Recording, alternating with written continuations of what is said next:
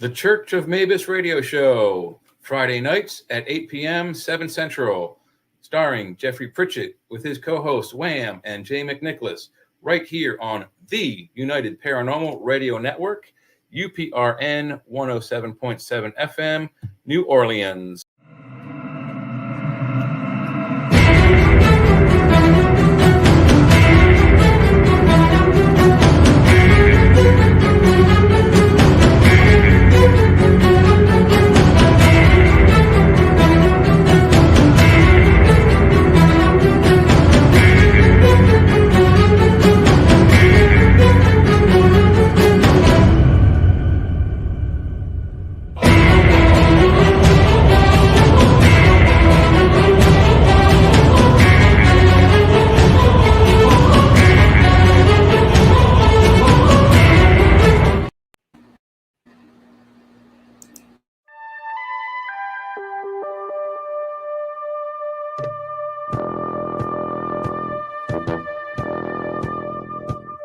Tune in to UFO Undercover, Wednesdays at 8 p.m. Eastern, with your host, Joe Montaldo, right here on the Paranormal Radio Network.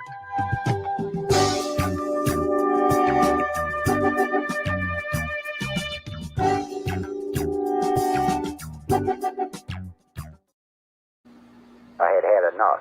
Well, you drove out there into the middle of nowhere and had some sort of loud verbal display challenging ET in general out in the middle of nowhere? That's what I was doing. I actually had a pistol in my hand at the time. I was really ticked off. When I was having this fit, I was waving the gun in the air, okay, and I had this fit. And at this moment, I said, okay.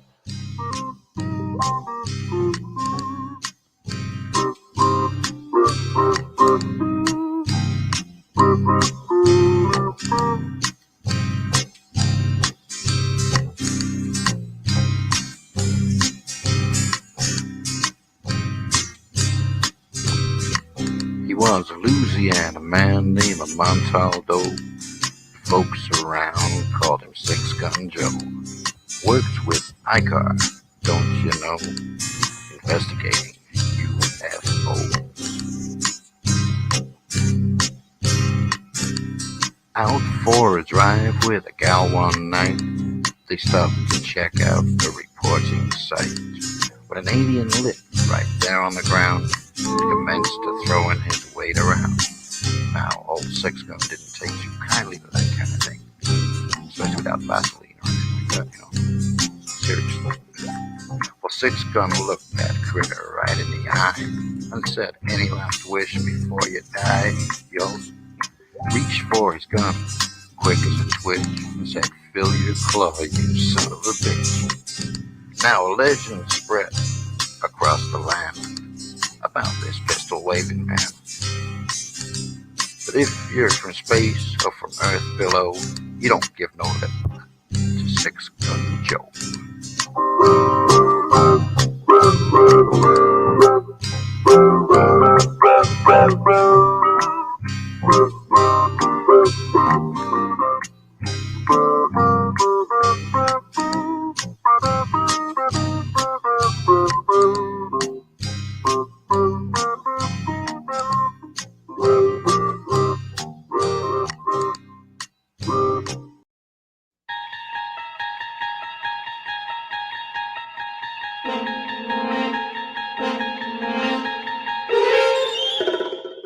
You're listening to UFO Undercover with your host, Joe Montaldo, right here on the Paranormal Radio Network.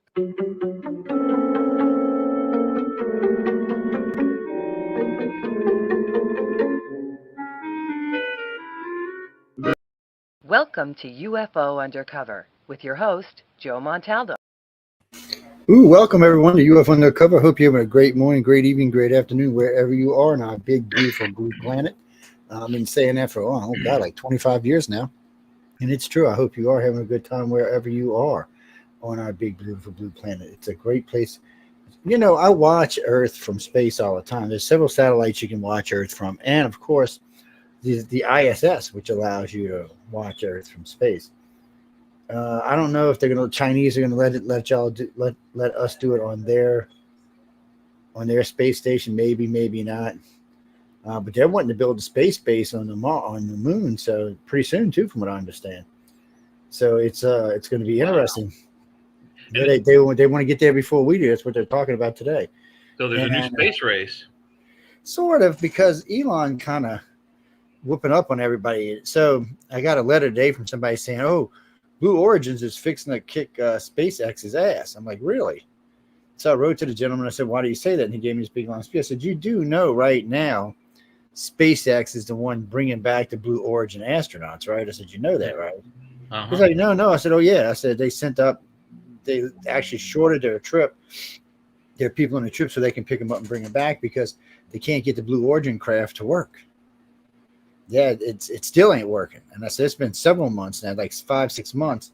And I said, it's still not working. They got it back on the ground and they still haven't fixed it. Yeah, they had to land it by remote. Yeah, they don't know what's wrong with it. It's messed up. I mean, SpaceX has been tried and true. The only problem SpaceX has had recently is 3 of their missions have landed not where they were supposed to land. One of the thrusters, outside thrusters, fired and moved it over outside of the landing zone. So they didn't like that. Didn't cause any damage or anything, but they didn't like that. Somebody said, well, they're scared because they'll have that. No, the astronauts don't come down on the rocket. They come down in the craft, in the spacecraft. The rocket just drops them off in space and comes back. Yeah, that's all it does. So, I mean, Blue Origin's a long ways from landing their own spacecraft, so or China. But China does have ambitions to get a good-sized space station built, get a moon base built, really have a serious presence in space. China's learning because they weren't established with the oceans. They're having a hard time getting established because there's so many big navies around. But with the space race, there's only the U.S. Nobody else is really up there. And there's really not even the U.S. It's just SpaceX. And SpaceX is planning on putting a lot of stuff up there. What's that, Jimmy? And I'm sure China would like to do that too, but they are hesitant, especially you mentioned about their Navy. They've way back when been a very large Navy company or country in the way past. But their problem with their Navy was that they would send it through monsoon season across the Sea of Japan in an attempt to attack and invade Japan several times. And this is where we get the word kamikaze, which means suicide wind or death wind, because the monsoon would often come right down the middle of the Sea of Japan as the Chinese Navy is coming across the middle of the Sea of Japan, and it would wipe them out. And then they either would have to turn tail and go back to China, or they were destroyed and never got back. So can you imagine over thousands of years losing your Navy year after year after year trying to attack Japan? You'd be kind of wary about, building lots of stuff that's going to be destructed. It would get a little old after a while. What's that? Yeah, you'd be hesitant to build expensive things that would be possibly destroyed. Friday. Oh, by the way, Friday's show will be on LinkedIn and probably X as well. Sometimes it's on Twitch. Sometimes I put them on Twitch. But tonight's show would have been LinkedIn was working great. And then I went to log in. It made a whole new account is what it did. It wanted me to verify myself. So it created a new account. No, I went into the old account that's got 30,000 people on it. I don't want a new account. I wrote to him, I tore him a new asshole over, excuse my language. And the lady wrote back, well, we're sorry. I said, no. I mean, what kind of ignorance was that? I said, I'm using my passcode from the old one, and you're trying to turn it into a Google thing. I said, I didn't know y'all were part of Google. Oh, well, we're not. I'm like, well, you got some issues then. Yeah. Everybody's ridiculous with this. They want to know everything about you now to be on the internet. And that's what is not what the internet's about. Well, we can't talk about it today. We'll talk about it Friday night on that. And I don't watch the debates. No, they give me indigestion. It's actually pretty good. I didn't stay awake for the whole thing. I fell asleep halfway through, but surprisingly, I thought Waltz, the Democratic VP, I thought he was going to suck. He was actually a little more eloquent than when he talks with Kamala. He was screaming. Yeah, but he was pretty bad from what everybody told me. He was. He seemed to look a lot like he was pleading rather than answering the questions. Well, first thing everybody noticed was he was real nervous. He was shaking. Yeah. His eyes were bulging. Well, he his eyes said were some very wide open. Yes. he said some really stupid shit, like he was friends with school shooters and that he was in Chinaman for Tiananmen Square. So things like that just didn't float well with everybody listening. No, we can't really talk about it a lot tonight, guys. I'll tell you this. This is what it looks like. With the exception of NPR and probably NBC, everybody else said Vance won the debate easily. Oh, yeah. I have to So agree. it was an easy win for him. Well, the problem with it is, and I listened to an NBC moderator last night because, see, for me it's different. So I got friends, so I get debates over. I walk in the living room last night, and Linda's sitting there, looking at her faces like this. After the Trump debate, it wasn't so animated, so I get to see her, and then I talk to all my friends, and I'll talk to several more friends before Friday. Plus, I'll get to see all the important clips, so I don't have to sit through a 2.5 hour boring debate. I can see everything I need to see and go on with my life. The debates are important. Whoever said that? No, they're important. No, I don't think Trump should do another debate. If that's what you're asking, I don't. Yeah, I he don't won't. think I don't think it's. I don't think it. I mean, he's already done 2. I don't think he needs to do another one. Well, I mean, if this was a regular election, I'd say, yeah, he needs to do 3 like always, but it's not. I mean, she's only going to be a candidate for 3 months. Yeah, this is the biggest cheat I've seen since I've been on the planet. Or at least attempted the biggest cheat I've ever seen on the planet. But anyway, we can't talk about all that stuff. We'll talk about all that on Friday night. Got some good stuff. Some good stuff came out about Hillary, came out too just recently. Some stuff about Oprah came out. Some stuff about Whoopi came out. A lot of stuff about some big Democrats came out. More stuff about Kamala came out. So, of course, the debate poll numbers will have some idea. I mean, I've seen today's pre-polls, but they've definitely changed. Polls have definitely changed, and they will change again more by Friday. Because all of this matters. All of this matters. And Mark, I'll say this before we get back to the original subject we're here for tonight. Remember this: Hillary's beating Trump by 6 points. That's over the point. That's over the margin of error, and still lost. Yes, and that's all I ever hear from is how they cheated. That's all I ever hear about Al Gore is how they cheated. So they got mad at Trump because he ran around saying they cheated. But for Hillary can say it, and everybody, Al Gore can say it, but Trump can't say. Yeah, it's that's a little on the wrong side if you ask me. And Phil, we're gonna get back into what we were talking about. So we're really doing some house cleaning tonight on clips and videos and stuff we've had over the years. People have sent us and things that have been just popping up on Yahoo and places like that, and MSN. There's been a lot of videos, government-related UFO or YAP videos. I refuse to call them YAPs. I'd rather call them UFOs than YAPs. It's just YAP just sounds stupid. I'm sorry, YAP. I mean, it's like they did it intentionally to add a layer of stupidity to it. UAPs, YAP. Yeah. I don't know. It's what it means. It means YAP. I mean, unidentified aerial phenomena is actually what it means, but right. Well, unidentified flying objects is the same thing. It's just something flying. I disagree. An unidentified flying object it implies an object, not a weather phenomenon. So UAP implies something in the air, which could also mean a weather phenomenon we're not familiar with. Are you familiar with blue plasma lightning? I've seen all kind of plasma lightning. I've seen ball lightning too. The blue plasma lightning only goes up, and what they found out, and this is just recently, it was when we had the space stations up there in the last 20, 30 years, however long it's been up there. When you have a cloud and it shoots a lightning bolt straight down, it also shoots in the same path as the lightning going down. It shoots a blue jet of plasma straight up. So that would be a UAP, which is great. Which a UAP could, show. It could talk about a spaceship flying through our atmosphere. It could, an unidentified airplane, or an unidentified natural phenomenon, lightning bolt, ball lightning, something weird we haven't never seen. So that's the thing I don't like about it, is it doesn't imply an intelligently flown device. It's well, so they put it on there, they put YAP on there, and then even the pilots were kind of like, well, what the hell does that mean? Mm-hmm. Because when the pilots, when you're looking at any video from an airplane, you know it's not an aerial phenomena. It's some type of craft. I mean, you can physically see it's some type of craft.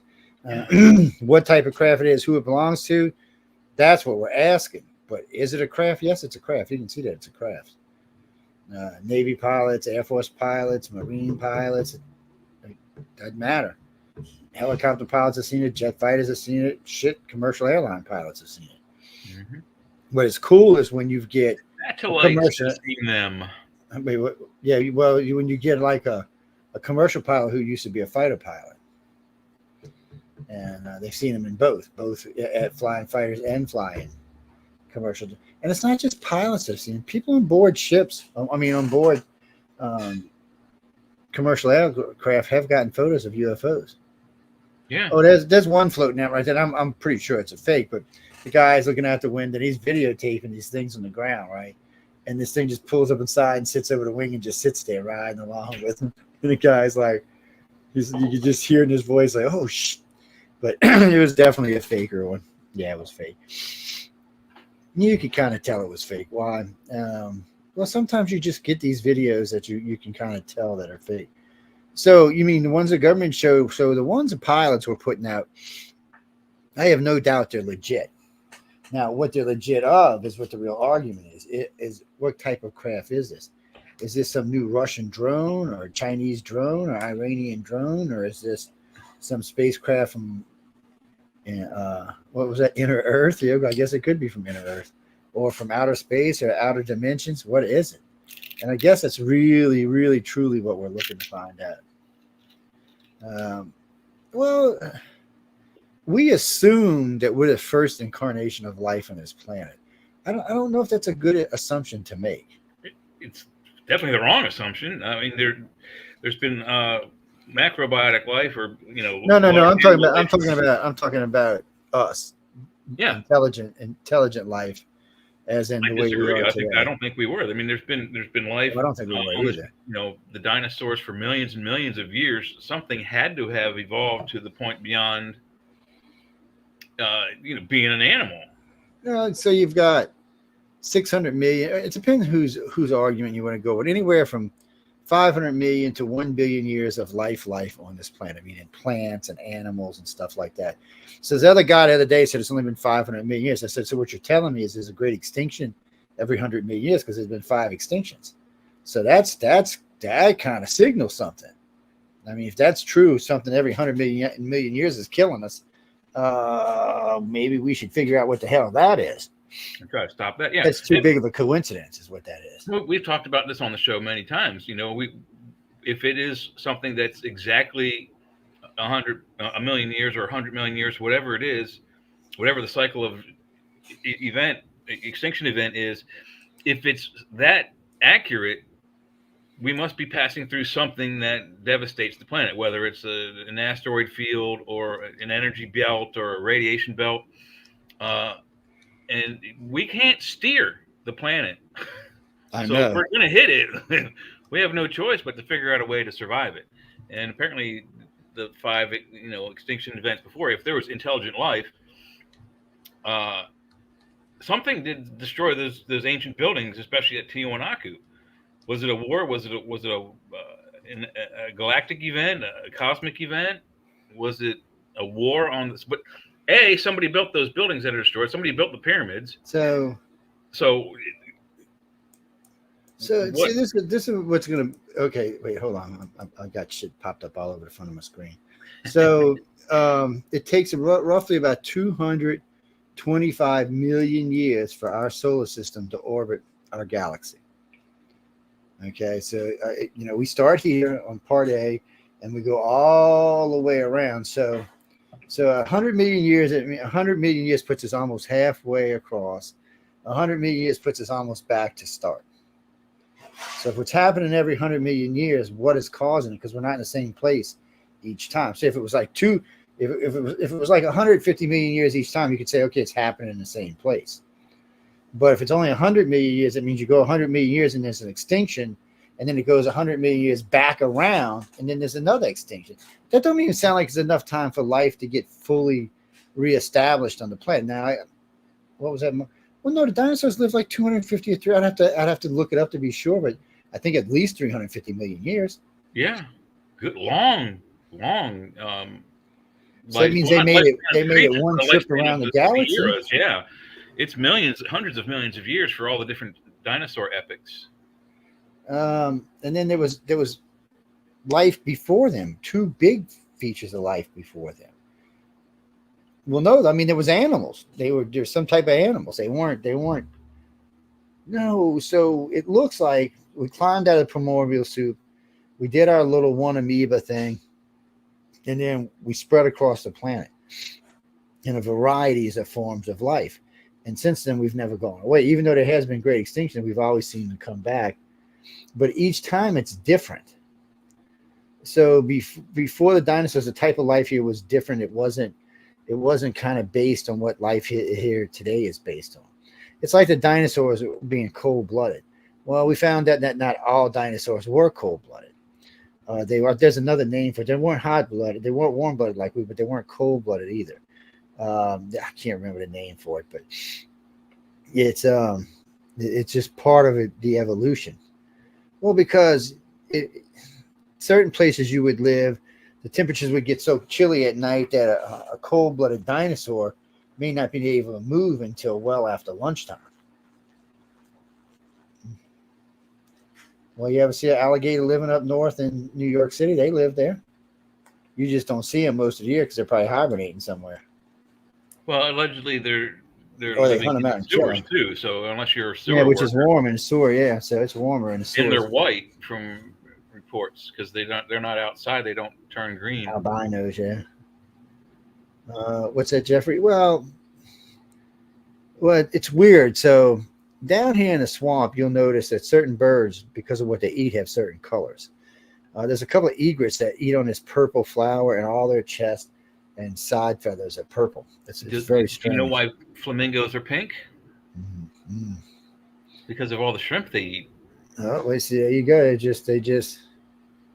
It's one of those things that's kind of strange, but it's not unrealistic. It's kind of strange. But getting back to what we're talking about. So here we are tripping through our galaxy every 225 million years. But it seems like every so often there's a great extinction. So really, I would figure that there had to be at least 800 or 900 million years of substantial life on this planet that have had 5 big extinctions. So maybe it's when we make a full loop. Maybe just before we complete the loop, something wipes us out. At around 220 million years, there's something right there in that spot that we go through every time that wipes out. Could be a family of red dwarfs that we have to go through to get clear. They may just wipe us out. That's why only the things that are deep in the earth survive, because that's what happened in the last 2 extinctions. Yeah, there's several places where there are underground cities. I mean, you can't call them anything else because they house 2,000, 3,000, 4,000 people. Yeah. Aliens would know. I mean, if they had been watching us for any length of time, they would know. Now, if aliens are only in the last 2 or 3 or 4 million years, they wouldn't know. Unless they're out here doing geology, they wouldn't know, or reading our own geology. There is alleged rumor from certain whistleblowers and contactees that say they have been shown essentially the alien equivalent of videotape of dinosaurs walking on Earth. Well, there's certain things I wouldn't rule out. Since we're talking about this traveling around our galaxy, it's not just us. Venus, Mars, and what would have been the 5th planet also go through this zone. So if there was life on those, they were being wiped out as well. Mm-hmm. In the same time frame, yeah. In the same time frame. So basically, our solar system was getting a restart every 200 and something million years. Now we may do a show on this just to get the right. You know what? Actually, I think Michelle and I did one on the gray zone where we actually did it by the dates, and it did seem like it was quite a bit longer than what the original. Because originally it was like 600 million years, but it just seems like that's just not long enough. Well, it's not saying that meteorites or upheavals on Earth and calderas blowing up All that can cause extinction events, but oh no, if Yellowstone goes, the whole northern hemisphere is going to die, except the people who live underground. Basically, the breadbasket of the planet, the United States will be devastated. It will destroy the entire middle part of the United States. And then once everything starts to settle in, that devastation, that part that got exploded, will become an inland sea. It will fill with water. No, there won't be anybody there unless you're living underground. Nobody in the United States.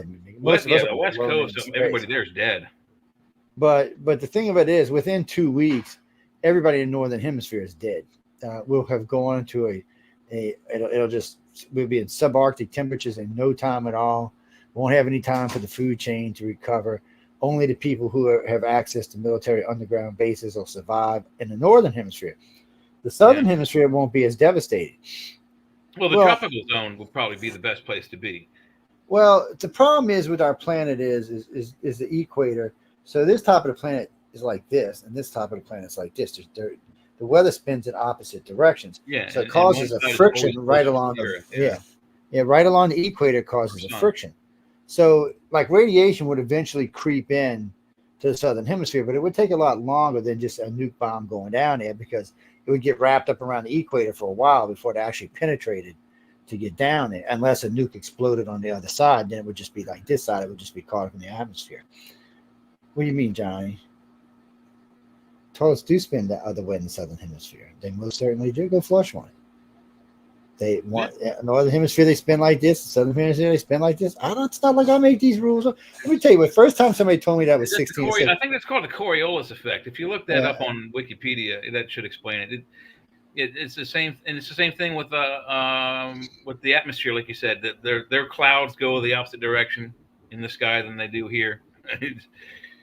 You never wonder why none of our hurricanes ever crossed the equatorial zones.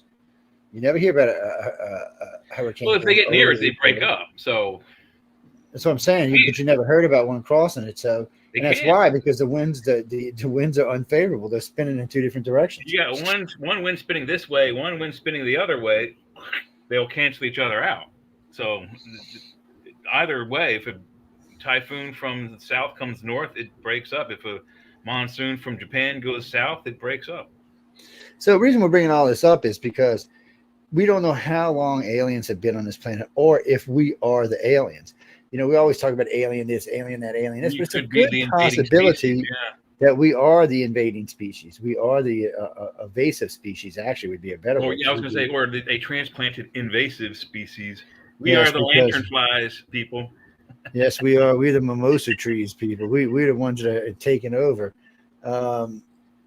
Well, you know what? If you ever see a picture from not even from space, just from about 30,000 feet up, and you're looking at cars, they look like little ants running around in their little things. Take an ant farm and put it up against the wall and take a picture of Los Angeles running around. They look like ants. If from an alien point of view, we just look like a bunch of ants running around. It's well, you'd have to wonder.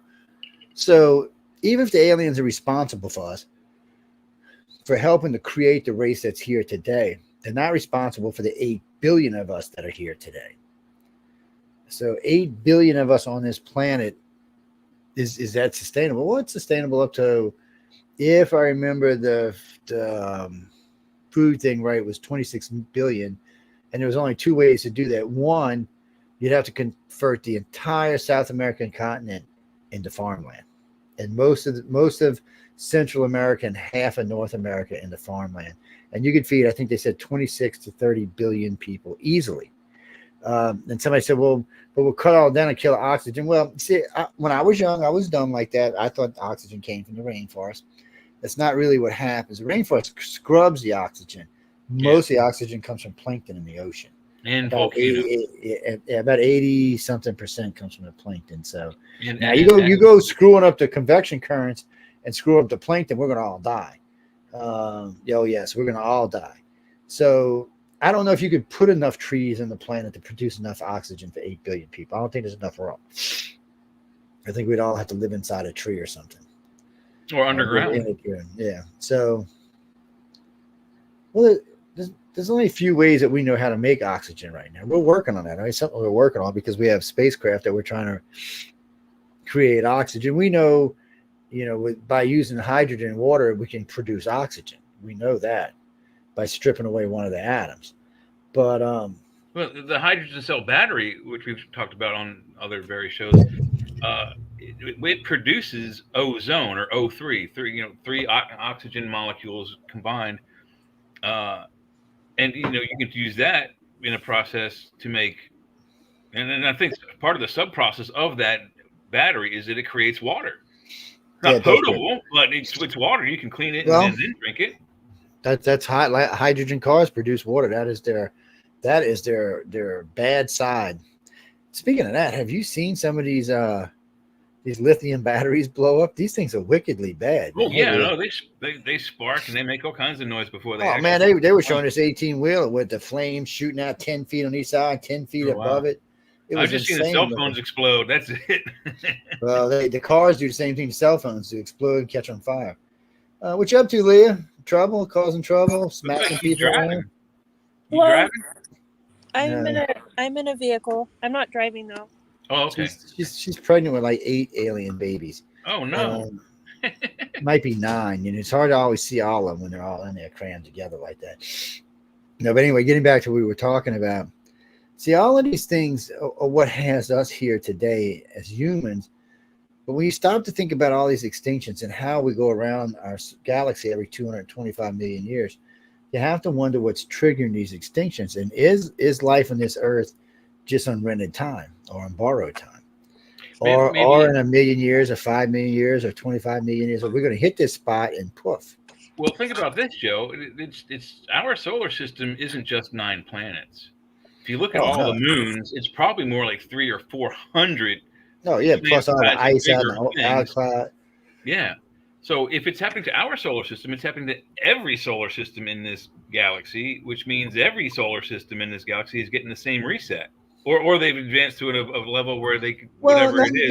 Not necessarily, because being where we are, so this is us inside the galaxy. We'll spin in and then we'll come in and then we'll go out. But this one over here might actually be spinning out and then in. Just depends where you are, what spiral arm you're on, which is going to make the difference. Because if you're on an inner spiral arm, your orbit's going to be much shorter, probably less than 100 million years. So it's going to be a different type of orbit, probably more intense radiation too. Because the closer you are to Big Daddy, the black hole, of course, the more radiation that you may or may. Well, Bruce, you may or may not. If the black hole is active, then odds are it's sucking up all the radiation and anything around it within a couple of hundred light years. So that'll probably be pulled away from where you are. But if it's not, and it's doing outbursts, sometimes it does outbursts of energy, then everything within probably 500 or 600 light years can be contaminated with whatever matter is coming out of that black hole. So we don't know exactly which, because we're way the hell out here. We're not quite on the third arm. But we're also not directly in the arm either. No, so we're like right below it. No, Chris, we're not on top of it. We're below it. So there's arm and arm. Remember, they used to think there was only 2 arms. Now they found out there's 3. They think there's 4 now. So it's an arm, and then there's an arm, and then we're like here's an arm and here's us. We're kind of like in dead space. Well, I don't want to say dead space, but we're just in space, kind of surrounded by red dwarfs and stuff like that. There's nothing really around us. Yeah, there's no other living solar systems. The closest solar system to us is 4 million light years. Proxima A is 4.5 light years away, and then Proxima B is 3.8 to 4.1 light years away. That's not exactly around the block. We'd never get there in our lifetime with our current rockets. Yeah, with our current rockets, it would take a good 1,000 years. Now, with what they've been talking about, with the new rocket they're putting out, I like to call it the Expanse rocket. It would take about 50 light years. I'm sorry, not 50. I got that backwards.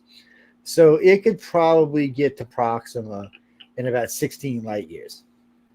That's a long time, but it's not going to be the way you think it is. So what's going to happen is it's going to leave Earth, and it's going to probably stop on Mars, and then it's going to shoot out somewhere around Jupiter, Saturn. It's going to stop on a base out there, and then somewhere near Charon or the Oort cloud, it's going to stop on another base, And then somewhere between there and halfway to Proxima, it's going to stop on yet another base, fuel and refuel. And then after that, it'll only be a half a light year out, which will be about a 2-year trip. They can load up, fill up, and go to the planet, be there. So, yeah, in your course or your lifetime, it's going to take you 16 years to get there. But it's not like you're going to be cooped up on a ship the entire time. There'll be sometimes you'll be on planets, sometimes you'll be on bases. I'm sure they'll put, well, they're going to put something on Pluto or Chiron. You can bet your ass on that.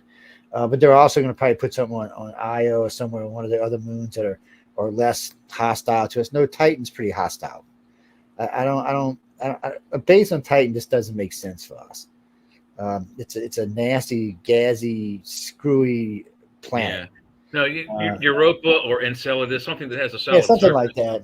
It's got a good surface, good a bit of water.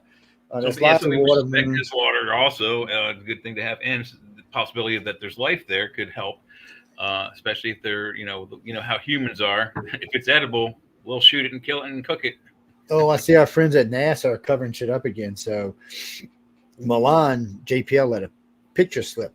This is funny because a couple of days ago, this guy he's in Saudi Arabia and he was throwing rocks in the desert, and they were hitting water, but the entire pond or little mini lake was covered in red dirt. You couldn't tell it was there. There was so much dirt there, even rocks about this big were floating on top of the water. So when he would, because it would, the dirt was thick enough to float, he would throw a rock and you would see it. Well, what's funny about that is yesterday I was going through the Milan pictures online, and the rover's going, and it looks like it dips. And as it backs up to see what it was dipping into, you could see what looked to be water right at the edge, and then whatever dirt or mud was there covered it right back up. Well, I tried to download the picture. They wouldn't let me download it. And then so I kind of got a half-ass picture on my phone, which didn't do it justice. And then it was gone. Wow. So, well, Milan let stuff slip. Every now and then you catch something good on Milan or JPL. And then they got I mean, they're taking how many pictures a day? Hundreds, millions? Yeah, well, you got it's just not the rovers either. So those orbiters and stuff like that, and the helicopters, all kind of shit taking pictures. I don't know how many orbiters we got around Mars now. We've got a couple of them. I think there's like a dozen of them around the moon. There's a lot of equipment on Mars. I don't know if it's a dozen, but there's. No, I don't know what's around Mars. Around the moon, there's about a dozen, but. There are some are ours, some are Russia, some are China's. One of them's India's. Yeah. So one of them's Britain. So I don't know what's around. At last I checked, if I'm correct, it was four surveyors around the moon, around Mars. Could be less, could be more. I think there's also 2 satellites we have going around the planet. Yeah. Well, basically, that's what them orbiters are. Is they're mapping satellites, is what they are. They're just mapping the surface, high resolution mappers. Remember, we had the first one who found the face and found the Cydonia region, and then of course we had one that came by a couple of years later, which was much more high resolution. What was funny about that one is, it's sure foo-foo to face, but it made the Cydonia region look more interesting. You could see more of what looked like ruins than you did before. I mean, in the first one that went around, it looked like ruins, but the second one looked like some kind of Mayan or Incan ruins. Maybe and there's also some pathways, or originally when they had Mars, they called it. I forget the guy's name, but he was Italian, so he said there were canals on Mars, like in Venice, which we know are not roads and we never were, but there are something that looks like what could be roads, walkways, or pathways in the Cydonia region between these building-like features. So that's another weird thing that needs to be investigated. If those are those are worn out paths from where creatures walked, or laid out specific paths laid out by creatures to walk upon, then that says, hey, guess what? Living planet. Good evidence. It's looking more and more as like Mars is still alive, and there is going to be life found there. Yeah. Other than just amoebas. It's like Vietnam. We destroyed it with Agent Orange and just burnt up the rainforest with napalm. But it's started to recover. It's to the point where it's almost the lush forest it was before, and that's what will happen with Mars too. I mean, and the same thing. Whatever happened to Mars happened to us on Earth. That same thing would happen. A million years later, it will come back, and be a nice lush planet again. Well, thanks to Chernobyl, we now have a bacteria that can eat radiation, and Yeah. recycle it. Oh, it's something they're working on, people. They're working on. They want. It's They're something not working on it. They're using it. They're using it. Yeah, but they want to be able to mass produce this stuff. They're still working on it because right now they got to let it grow at its own rate. But they're looking at a way to mass produce this. And then because of all the junk in the Pacific Ocean that the guy's been cleaning up, he found a virus that eats plastic. Mother Nature has a way of just taking care of business. Humans may be stupid, but Mother Nature seems to be quite a bit more intelligent than we are. Did you say a virus? Oh, did I say a virus? I meant maybe it was a virus. A virus that eats plastic? No, it wasn't a virus. It was some type of bacteria. I just misspoke. I pulled a Tim Walsh there. Bacteria isn't that much different from virus. It's not that much, but it is some type of bacteria that it's like a fungus that starts to grow in a virus, and as it grows, it disintegrates the plastic.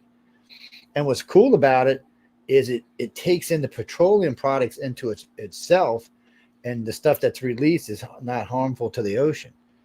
So when you clean them up, anything that may be petroleum remnants is left into the bacteria, which they think they might be able to recycle and get the petroleum out of. So this may be a twofold thing. What's that, Christopher? That's pretty cool. Electric cars suck right now. You can say whatever you want about electric car. You're not going to convince me. I could not get in my Tesla right now, go to my house, charge it up, and 3 hours I'd have to stop and charge it. I wouldn't even be out of Louisiana. You'd be lucky if it charged in 3 hours. And no, I mean, I'd have to stop and charge it in 3 hours. It would take about 4 to 5 hours to get it charged up. Then I would leave and drive another 300 miles, and I'd be in Houston, and I'd have to do it again. So just for right now, if I left, I could get my car right now and drive to Houston without even filling my car up and be there in 5 hours. If I took an electric car, I couldn't get halfway there without having to stop and electric. But remember, I have to charge it first here, then stop and charge again. You're looking at 13, 14 hours to get from here to Houston in an electric car. If you want to drive from here to LA in an electric car, which right now you can't, there's not enough charging stations on Interstate 10 to let you do it. It would take you about 5 or 6 days. I could do it in less. If I drove straight through, I could do it in 26 hours. I just have to stop and get gas 4 or 5 times along the way. Well, my car gets about 500 miles a tank. Yeah. So my car fully gassed. It's and it gets really good gas mileage too. Yeah, so. I have a 16-gallon tank, and it gets me 480 miles. Yeah, it's because you drive one of them Camrys. That's why. It's what's that, Frankie? Toyotas have good gas mileage cars. Maybe they're alien hybrids. Ooh. You got to wonder about them Japanese people. They might be alien hybrids. Mm-hmm. What do you mean Chinese people are alien hybrids? I don't know. There is a picture of an alien taken. It was one of the very first photos taken in black and white. I think it was in 1909 or 1907 of an alien that looked like a gray with a Chinese face. That's what it looked like. It was about yay tall, about 4.5 foot tall. And it looked kind of what we would consider a gray today, but its face was Chinese. Or I should just say Asian is what I should say. Because is that picture available on the internet? Can we see it? It is somewhere. I have seen it a couple of times on the internet. Let's see if we can find it. Just type in. I would just type in pictures of aliens and see what comes up. It's in black and white. It's what's that, Jimmy? To be frank with you, if I was on the other computer, it's probably over there. Yeah, this is just a broadcast computer, but the other one's got all the stuff. And I actually was telling Jay before we started the show, I should have probably done it from that computer. What are you talking about? No, so I'll tell you this. This was before I got into UFOs. I was stationed on the USS Nimitz, right? So we're steaming around the Pacific Ocean, just across the equator, and we're getting in. It's just duty. Everybody's working like they're supposed to be. Every pilot I talked to on that ship, whether they were flying jets or helicopters or cargo planes, had seen a UFO. Everyone, and not once, multiple times. And I never really thought about it because I was 18. I wasn't really into UFOs. It wasn't until I started around 19, just people out of the blue would just come up and start telling me the experiences. Don't know why. Still do this day. I've been in malls and sitting down. I was sitting down having lunch at the mall eating a steak sandwich, and this guy came, sat down next to me, and he said, "You know what? You believe in aliens?" And he starts telling me about his experience. Really? I don't know this guy from Bean. My son was about to flip out. He's like, "Dad, what the hell?" It happens all the time too. I mean, How many people? Huh. How many people do you think have moved to, say, like Roswell, New Mexico, just to try and find people to network with who have had similar experiences as them, or because that's what their passion is, or whatever? I'm sure there's been a few of these. I know, like Guy Malone and Jesse and all them. They moved there to see if they could make a UFO connection, and there are a lot of UFO people there. But the problem is, a lot of Roswell's UFO people are not. No, they're not really legit UFO researchers. They're just people who are either selling stuff or making stuff or trying to add stuff or just ad-libbing as they go. I mean, the whole town's been converted into basically a Roswell gift shop. And all the lights there, all the lights have little alien faces on it. All the restaurants have sources crashed into them or something. What's funny is when Roswell took over the 4th of July thing, they were doing a really good job. And then all of a sudden, I was talking to a friend of mine this year who lived there, and they're not doing that with it anymore. They're still calling it the Roswell thing, but they're like inviting name band rock groups and stuff like that. They're not really doing the alien UFO thing as much as they are just a 4th of July party with a UFO theme is what they're doing. Well, now, the Roswell Museum's still there, but I mean, I've never... It's not that... Okay, the Roswell Museum's a cool place to go visit, guys and girls, if you ever get a chance. But there was some... Her dad was... I can't think of his name now. He was one of the Roswell people. He gave a deathbed confession just before he died. Oh, why can't I remember his damn last name? See, it's been so long. That's interesting. And my uncle had a deathbed confession. Well, he was from Roswell. That's when you confess. That's when you're dying. And nobody can. What are they going to do to you? He actually called me on his deathbed. Somebody he hadn't seen since I was 11 years old, and told me, mind you, he was in what is it called, special ops and all that, and the Marines and the Army. He was a Ranger. I don't know. He did some pretty crazy stuff. Them little girly boys. Special forces, yes. Them little girly boys. Well, he was in the Marines and he was an Army Ranger, and I don't know which one he did first, but he ended up in Roswell, stationed there, and had built a family there. And that's how I ended up there, because my mom followed him, when I was a kid. But decades later, he contacted me and told me that he knows what I went through and that I wasn't crazy. So I don't know. I thought that was pretty interesting. And then he died. So, well, he wanted to let you know, hey, you weren't totally insane. This is some of the stuff that went on. Well, funny. What I was saying is they got a little carrot. So people make themselves self-important. So that's one of the things that happened with the museum and stuff like that. They got to the point where only they were right, nobody else was right. And there was a couple of the researchers that were doing the Roswell research that ended up being like that. Only they were right, nobody else was right. And then they didn't want to talk about Corona, where the real crash was. The crash in Roswell was just more than likely it was either I think it was just a ejection pod is what I think. Escape craft is what I think it was. I don't think it was anything more than that. I think humans were flying it and screwed it up. Joe, I don't know if you can read. I can kind of see it. Yeah. Don Schmitz. It's a self. Oh yeah, Don. He signed it. He signed it for me right there. Yeah, I've interviewed him a couple of times. Yeah, he wasn't real. He seemed angry. And he always seems like he's angry when he's interviewed. He's always got a scowl. I met him at Dragon Con, of all places. I had just spent about 30 or 40 minutes talking to Richard Hatch, who played Apollo on Battlestar Galactica. I had bought his. He had in that time, and it was the '90s. He had written 4 comic books for the Battlestar Galactica comic book.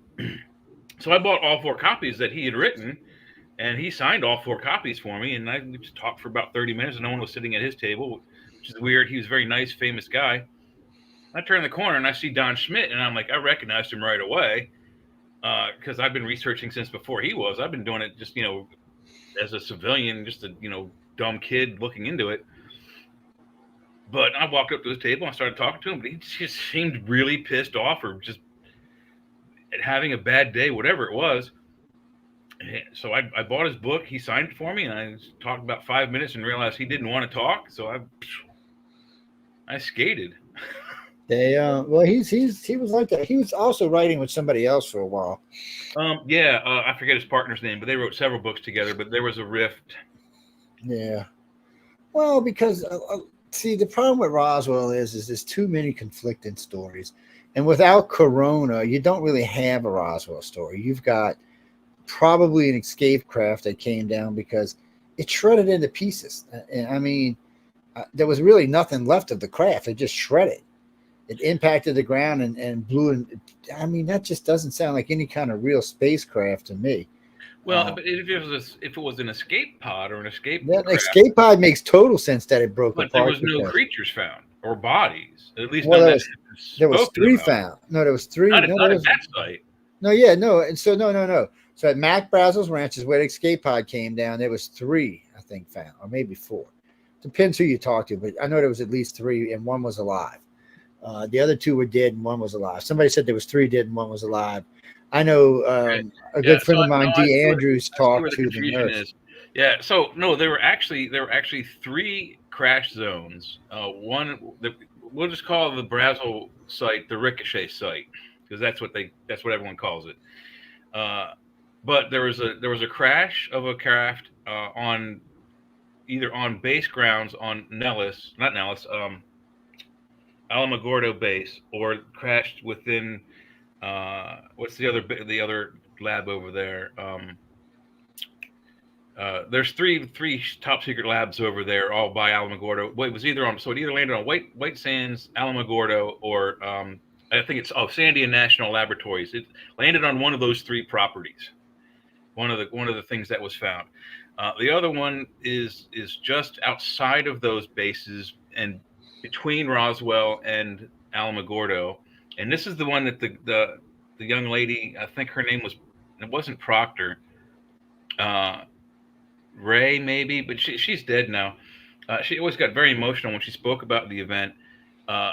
This is where her father went on a fire call. They thought a fighter craft or some sort of Air Force craft had crashed, and they went to go afford rescue.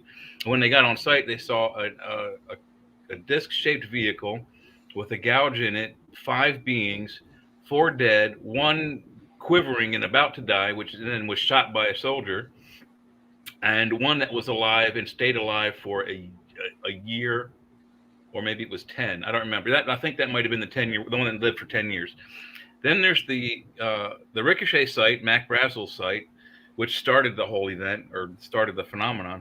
And then there's an arroyo 70 miles west of the city of Roswell itself, where the other craft was found. And that's where, again, 5 more bodies were found and 1 was alive.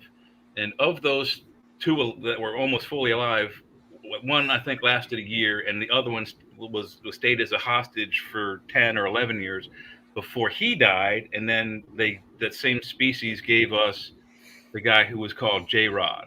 Yeah, well, we know there's a lot of bullshit going on there for a couple of reasons. One, Grays only drive their saucers with 3 beans on board.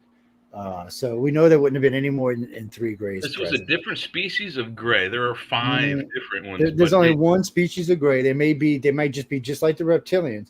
Yeah, the Grays they're not really grays. There are 5 other species that identified. But even that wouldn't have been allowed. Right now, the only species allowed to visit this planet are the Grays, reptilians, and humans. Nobody else is allowed to come here. The tall whites made the deal before the Grays got here. That's why they got to stay. And the light beings, nobody else is allowed to come here. The council nor our planet allows it. It's too easy for things to get leaked out. That's why they don't allow. It's like It's like Dulcie. They proved Dulcie was a complete and utter hoax. And it was deliberately a hoax. It was misinformation. But people bought into it hot and heavy, but that's not what it was. It's not even designed to be what it was. A Gray wouldn't need a gun to kill you. He'd just think about killing you. He wouldn't even need a gun to kill a whole damn floor. He'd just think about killing everybody on the damn floor. That's how you know some things are definitely disinformation. And we know for a fact the Grays melded with the ship. Wouldn't matter what variety of gray it was, whether it was a 3, 4, 5, yellow, brown, or white. Oh, I'm sorry, brown, yellow, brown, white, or gray, or actually blue. They're still Grays, and they still operate in the same way. There's no real differences between them. They just have different statues and what they're doing. More importantly is, though, Mac Brazel is where they found the Grays, according to Colonel Holt and everybody else, is where they found 3 Grays. That's in their alerts. Dee Andrew, who was the director for ICAR nationally, met with the nurse who worked Roswell and who was present with the Grays. She actually went and met the woman in Roswell, and they sat down and went over. And I'm going to tell you what, I learned a lot of shit I didn't know about after that. There was a lot of stuff that went on that we had no idea that was going on. And then on top of that, at Corona, where the big craft came down, there were bodies found, but they said everybody was dead and glowing, peachy colored. The Boy Scouts who seen it said it looked like humans that had melted, is how they described it. The guards seen it said it kind of had the sense that it may have been human at one time or another, but it was not. But I did hear that one of the guards did shoot one of them because it was wiggling or squirming, or it's from the way they described it, it sounded like it was in awful pain or something. They just killed it. But those 2 sites are the ones that count the most, because they're pretty sure the other site was the cone of the escape craft. When the escape craft ejected, half of the craft went one way, half of the craft went the other way. In other words, the craft was already disintegrating before it hit the ground, which made sense because it was spread out over Mac Brazel's ranch for what they said. Yeah, it was all over the place. It was a mile long and 2 miles wide.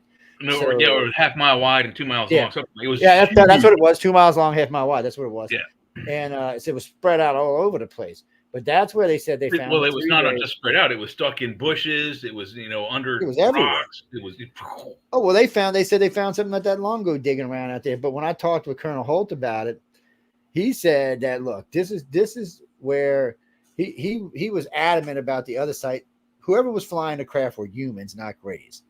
He said he's pretty sure the Grays were there, from what he was told later on, as advisors to make it's just a craft that we got from Germany. Germans had the craft. They were trying to re-engineer the craft. I guess they were given to them at the turn of the century before last. Because remember, and people don't like it when I say this, but the Germans were by far the most advanced country on the planet at 1900. They just were. I mean, they were more advanced than anybody. So at 1900 is when they said, actually, they said it was 1899 when the craft was given to them. Around 1911 to 1916, I believe, the Germans were building all these weird shaped saucer looking things. They built a tank that looked like a saucer.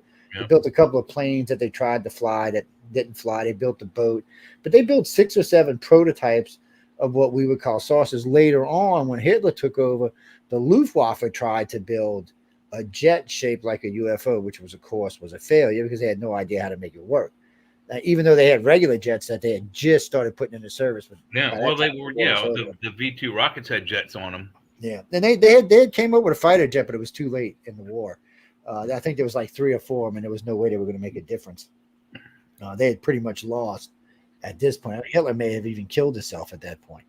But Hitler talks about this in the book Von Kampf. He writes about the meeting with these other aliens, which were fair-haired, blonde, tall, blonde, flowingly glowing. He called them angels. He actually used the word angelic. But when you listen to the description of the book, it sounds like the human type aliens. That's what it sounds like. So it sounds like, they had came and told him, try these genetic experiments, because he was, which a lot of people didn't realize, he was not just trying to develop telepaths, but he was trying to develop telekinesis, because he knew if he had it, he could conquer the world without ever firing a shot. He could just kill world leaders with a thought, and which apparently he never got because he never was able to do it. But these are all things they talked about in great deal. There's even writings about this. Vernon von Braun even talked about this, that he was pretty sure some of the stuff that he was given at the start of his career was extraterrestrial. Mm-hmm. And Carol Rosin talks about it now, who was the assistant's assistant, if I remember correctly. They all worked for NASA, but she wasn't his direct assistant. And I could be wrong, people. It's been a long time since I interviewed Carol. I think she was Vernon von Braun's assistant's assistant, if I remember correctly. And she's out there. Y'all can look up Carol Rosin. She's very new agey and stuff, but she talked about it in great detail about how Vernon von Braun knew we could go to Mars. He had been told we could go to Mars. He knew we could develop the technology. He had seen the technology that could get us to Mars and was well on his way to developing it when he died. So he verified basically that, yes, somebody gave a saucer to the Germans at the start of 1900s. Now, allegedly there was the Black Forest crash of 1936 or 35, where they also allegedly recovered another craft. But see, I don't believe in any crashes, because I don't think the Greys would allow us to keep a ship unless they wanted us to have it. They can come in and take us from anywhere, that's what I'm anything. thinking. What if it was one of their nearby enemies that they lured in, and they got by? They got nearby. They shot them down and made sure that they crash landed in the Black Forest in Germany. But still, I don't know that. Because the council would have probably got pissed off if you started shooting at each other anywhere around our planet. Well, our planet's a protected planet, so I think they get iffy about it. But it doesn't matter if they shot it down. That's cool. If somebody gave it to them, that's cool. Somehow or another, and I'm not going to ever argue about it, because there's no way I don't know how the Germans got their hands in this saucer. But whatever crashed at Roswell is what we brought back from Germany. People don't like hearing that. Somebody said, well, lightning knocked it down. Really? This thing can fly through deep space. Well, I that hate was to tell you the energy in deep space stance, and it was my stance too. I mean, that was from until I actually realized how much electricity is in space and how much power is in space, I thought it was too. And then I realized, oh my God, no! Just flying near a nebula is like 60 times as strong as any lightning bolt you're going to ever get. Just flying through the whatchamacallit, what cloud is that? The Van Allen belt is more. You would experience more power than you would from a bolt of lightning. So, it would also kill us if we didn't have the proper protections. Yeah, and then we have to have the proper protection. And what bothered me though is some of these astronauts did die from cancer, but they all lived to be fairly old. Yeah. None of them died real young. Not that I can remember 80s, anyway.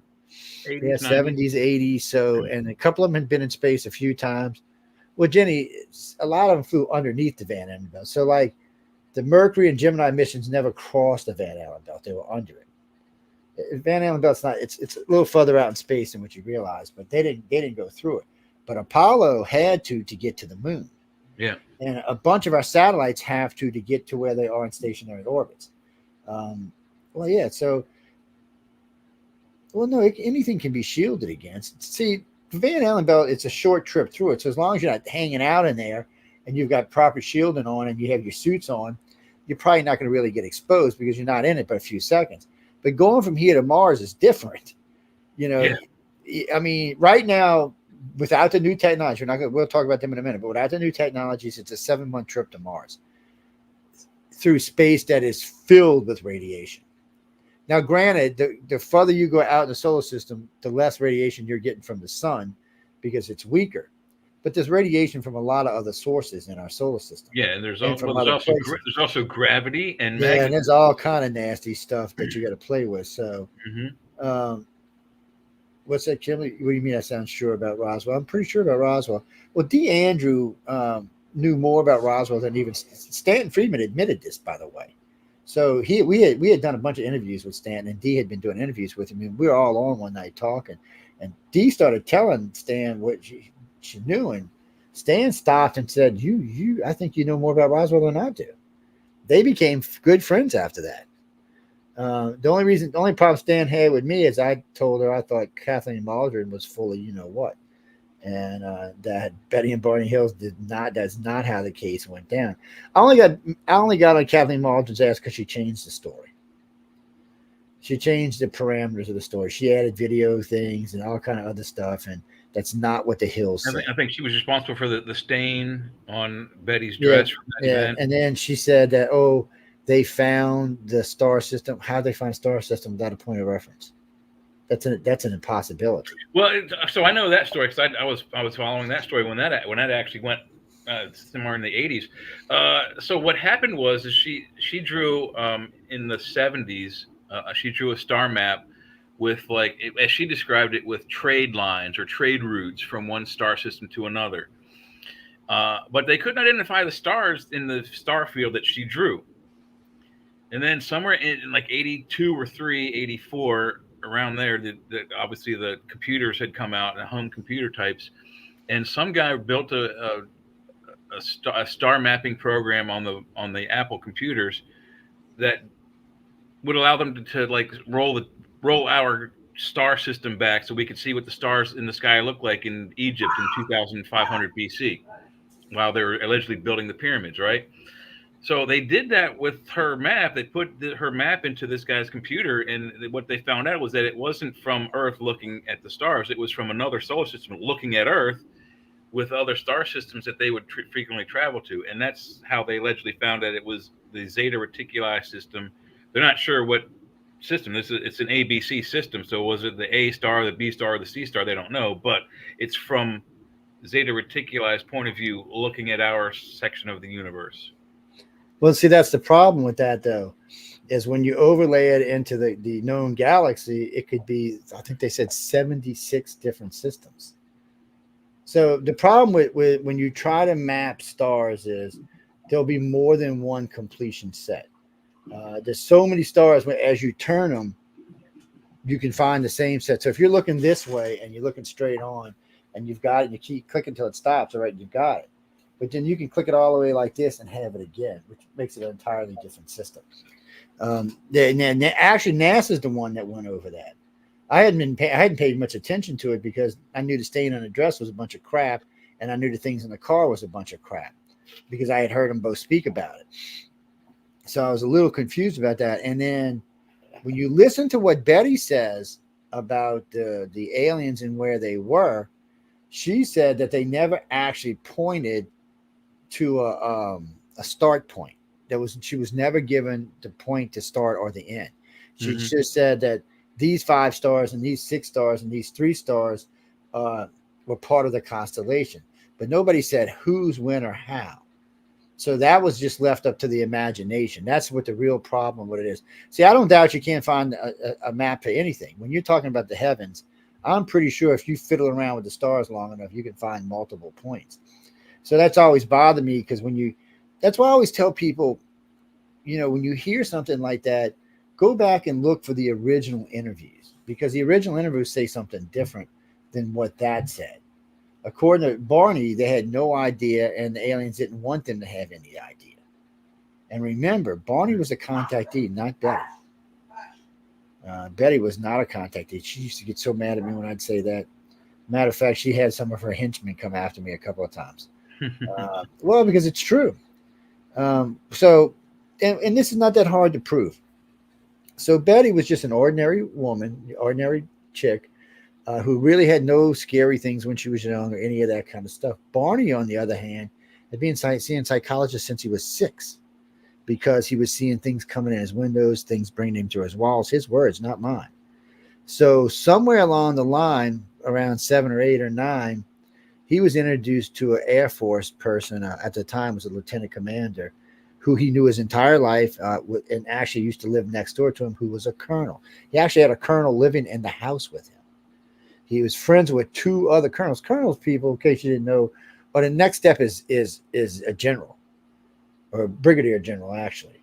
That's where a colonel actually sent. So ordinary people usually general after colonel, yeah. So ordinary people usually don't get to just hang out with colonels. They're usually not that kind of person. But he knew 3.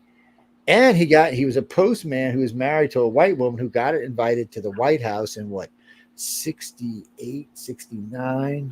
No, it was earlier than that. 62, 60. It was right after. Well, I think you were right. I think it was like 63, actually. 63, yeah. Right after a year or so after the abduction, maybe 2 years. Yeah, I think it was. So now you've got which what are you talking about, Jack? Oh no, black and white couples in the early '60s was no. Yeah, you was very, very unheard of. Yeah, it And was they a were bad where did thing. they live? Like Groton, Connecticut, or something like Yeah, that. yeah, they live, and Very. If you've never been to Connecticut, let me just say it's a very beautiful state, particularly in the summertime. Brutal winters, but it's a very white community. yes, and was very racist back in the day. Oh, I'm I'm not sure. saying today, people don't get all upset. I'm just talking about back in the day. So you've got this couple, and you've got this man who's been having this problem his entire life. Betty's not had any of this stuff until after she meets Barney and marries Barney. And then she experiences this, but only because they were picked up together, because they were always together. So they were picked up together. And, but by her own admission, she said they took Barney off and they took skin samples with a razor blade. They took fluid samples with needles and peed and cup. This is her words, not mine.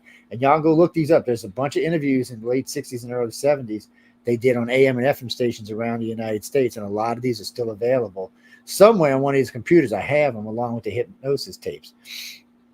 It's, she was describing what was happening to Barney, not to herself. That's who she was describing it to. So, and then she talks about this guy with the big nose that came up to her and stuff like that. She talked about swinging doors. Y'all ever see them old metal doors in hospitals that swing or in military bases that swing? That's what she was talking about. Dual hinge the doors, saloon doors, I think. So, according to her, they were driving along and something shot the back of the car and the car went dead. And this thing landed and the set of stairs came down. Sound like a blimp, actually. A set of stairs came down. 4 guys dressed in black shoes, black pants, black shirts, and black duckbill hats walked over to the car, and 2 of them grabbed her, 2 of them grabbed him, and walked them back to the craft where they went on board the craft and then proceeded for all these things to go. She talked about maps, pulled down maps.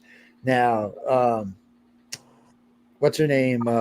Her niece tried to change that to a digital map, but it wasn't. According to her, it was there's a video interview of Betty, probably in the 70s, like mid 70s, 73, 4, 5, where she says exactly that. I mean, it's like she says it's like a pull down movie screen, but it had a map on it. Yeah, it was a map. And then she talked about a slide out drawer that had a paperback book in it that the guy gave her. None of this is alien abduction. This is classic military abduction. They may have been the first known military abduction case. The first one that we can actually say was a military abduction. And it's worse because when you listen to them talk about this, so they were in Canada the day before the abduction. Okay, so the interviewer asked her, well, where did you stay at Canada? I travel a lot in Canada. Oh, I can't remember the name of the hotel. So he asked Barney, said, I can't remember the name of the hotel. So we had breakfast across the street. So I said, I had waffles and she had eggs. And we looked at the hotel a couple times. She said, well, where'd you have breakfast? Couldn't tell them the name of the place they had breakfast or the name of the hotel. This is classic. Or the city, even. They had no idea where they were. So this is classic alien abduction. Yeah, I mean, this is classic alien abduction 101. So later that day, they stopped and asked for directions. She describes the guy as a white Irish policeman. Barney describes him as a thin, black, tall cop. They're in the same car, looking at the same person. Yeah. Obviously, they weren't in the car. They were on board the ship. So the alien abduction happened in Canada. That's where they were taken. They were put down somewhere near the United States. They drove into the U.S. Somewhere inside of New York. Yeah. The state, not the city. Yeah, not the city. Somewhere in the state, probably northern, somewhere at the very top. They were dropped off there and then let to drive home. And when they got to where was it? Connecticut? Is that where they were when they got taken? They lived in Connecticut, yeah. But anyway, so they were driving along and this thing came over. So because Barney had been tracked his whole life, they knew because they knew about his psychologist and these colonels were living with him. He was being watched. They knew when he had been taken. They were just waiting for him to be put back. They had finally got a break. They had a time where he was in a good location after he'd been taken that they could take him without anybody seeing him. And that's what they did. And instead of Kathleen Marjorie just accepting it for what it is because it is a better explanation of what went down. I never said they didn't get abducted. I said they got abducted in Canada, not in the United States. The United States was a military abduction. Well, the first time I ever told that story was on Coast to Coast, and George Norrie told me, this is live on the air, you'll never change my mind about the hills. And sure enough, when I was done talking, he's like, son of a bitch, you changed my mind. Because it's a better account. And when you take in consideration all of that, plus the Simons tapes and what was said on the tapes, you know now that the abduction was in Canada and the military was in the United States. And that's probably what put him over the edge. Wasn't the alien abduction, it was probably military abduction. He may have even recognized some of these people who were taken. So, yeah, if in the MyLab situation, he may, I mean, if he was allowed to see a colonel level guy, he might recognize somebody. But there is a very good, I think it was John Mack's work on videotape done also in the 70s before Barney died.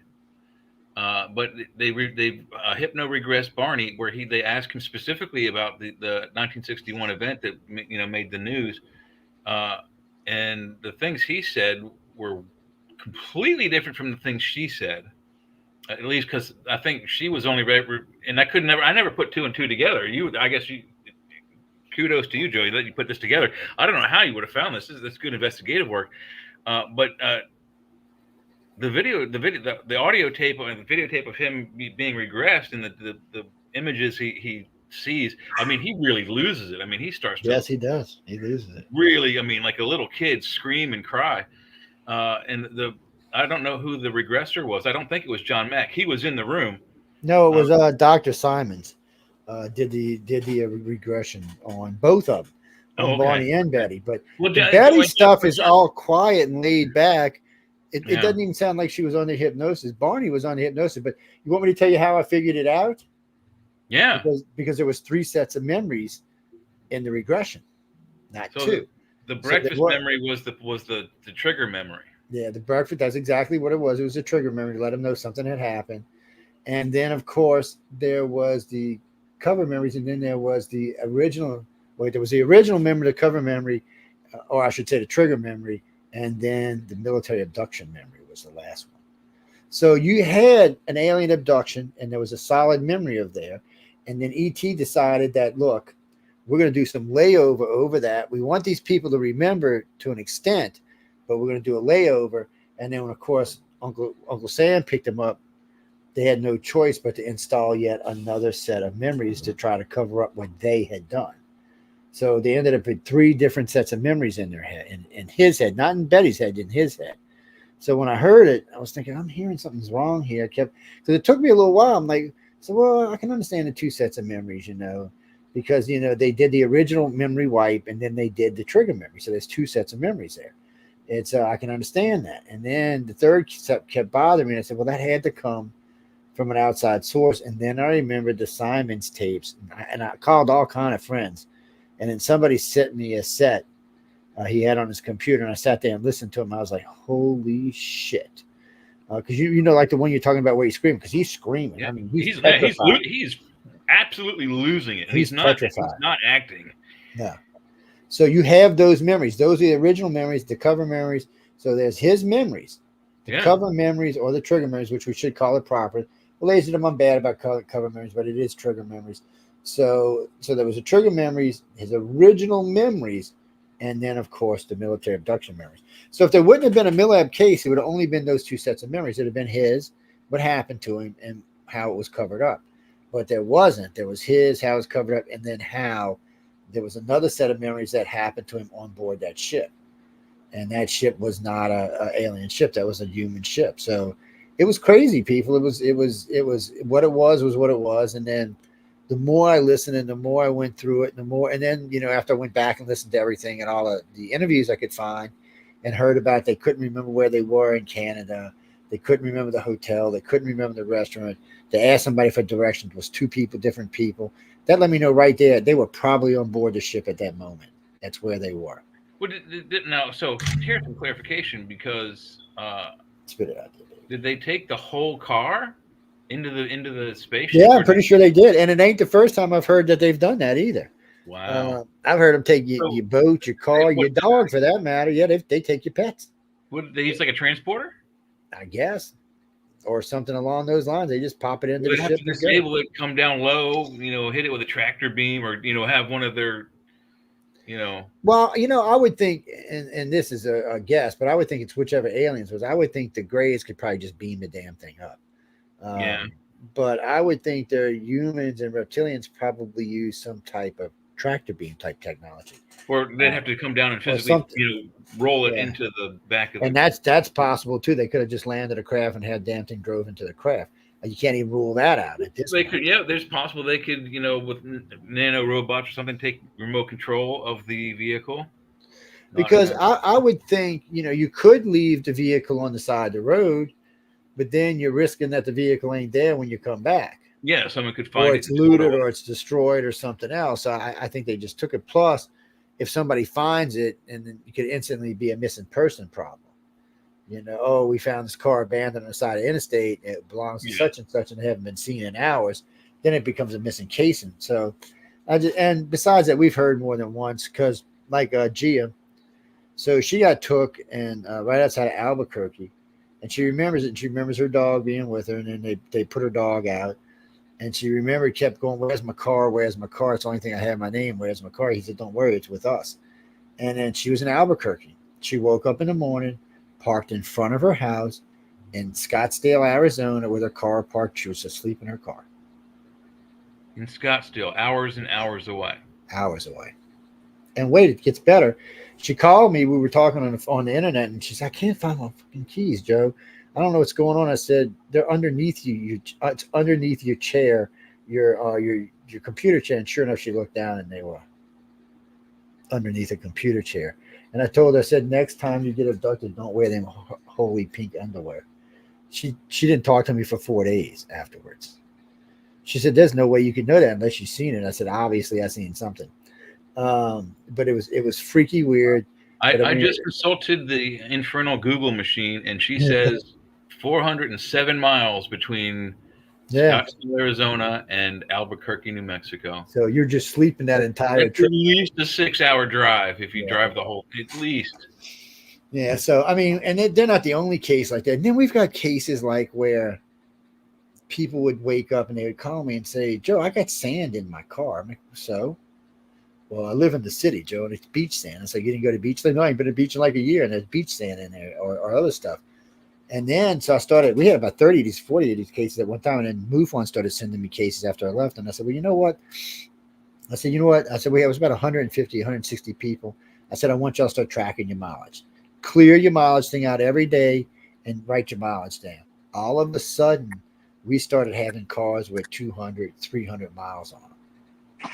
They were being called places. So we found out by accident again that in Gulf Breeze, Florida is one of the places they're called to. I cannot tell you how many contactees. Didn't your car disappear for like a day or something? You told that story about your car disappearing? You were in the hotel for. Oh no, we went missing for 11 days. We were gone for 11 days. Yeah, but isn't there another story about your car? What did something weird with your car? Was like. Oh yeah, we well, there's been things like things were like out of phase. Like there was a case. There was a time we were staying at one hotel. And we went out to go. We were in Mexico Beach, which doesn't exist in Florida anymore. And I got wiped out by one of the hurricanes. We were down in Mexico Beach staying. And what's weird about this, because we have another case like this, we had helped us to find what missing time was a couple of years earlier. So we're down there and we're doing our thing, and we're out on the beach. My car's parked, in the parking thing, and we're out on the beach just chilling, drinking a little wine, smoking a little weed, and this weird thing came over us. And I say thing because I'm not sure what it was. It looked more like a black cloud. And it actually started raining. So I think, oh, it's just some weird black cloud. And then I said, well, you know what, maybe we need to go. I said, before it gets really bad out here. And that was at 9:51, 9:52 p.m. So we walk into the car, which was, 5 minutes away. So we get there and there's no car. Something, oh shit. And this is before cell phones, by the way. So I'm thinking, oh shit, somebody stole my car. I'm going to have to walk 5 miles up and call the police. So I start walking, and Linda said, I ain't standing by myself, I'm walking with you. So we start walking. I get up to this gas station. I'm getting ready to call the police, and the girl says, "You're talking about that purple Cutlass Supreme, right?" I'm like, "Yeah." She said, "No, it's I seen it when I came off the beach a few minutes ago." I'm like, "What do you mean?" She says, "Parked right there on the side of the road." And we just walked the whole length of this road, no car. So she said, well, "I'll give you a ride." We turn around, go down the road, 3 minutes, and there's the car. Wow. I'm like, and then the other thing was when we got in the car, it smelled like ozone. You know what I mean? Like ozone right after a storm or something. That's what it smelled like.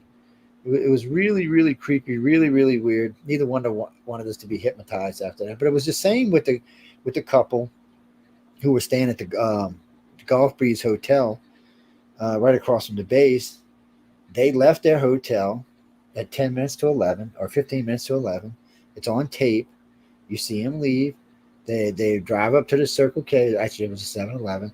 It was shift change. So the people remembered seeing them at shift change. They got their little stuff, and actually, it was about 20 minutes. And they were in shift change. They got their little stuff, and they rode up the little street about 2 or 3 minutes, and they parked their car. Right then, it should have been probably 10 minutes till the top of the hour, 5 minutes till the top of it. Anyway, they go out to the beach. They have a great time. You see a lot of weird crap. Took some good pictures. Go back to their car. Go home. All the way home, back to what state they were in. And they were digging in between the seats, and they pulled out a parking ticket. So the parking ticket wasn't on the windshield anywhere else. It was in the car, which the car was locked, but somehow the parking ticket got in the car.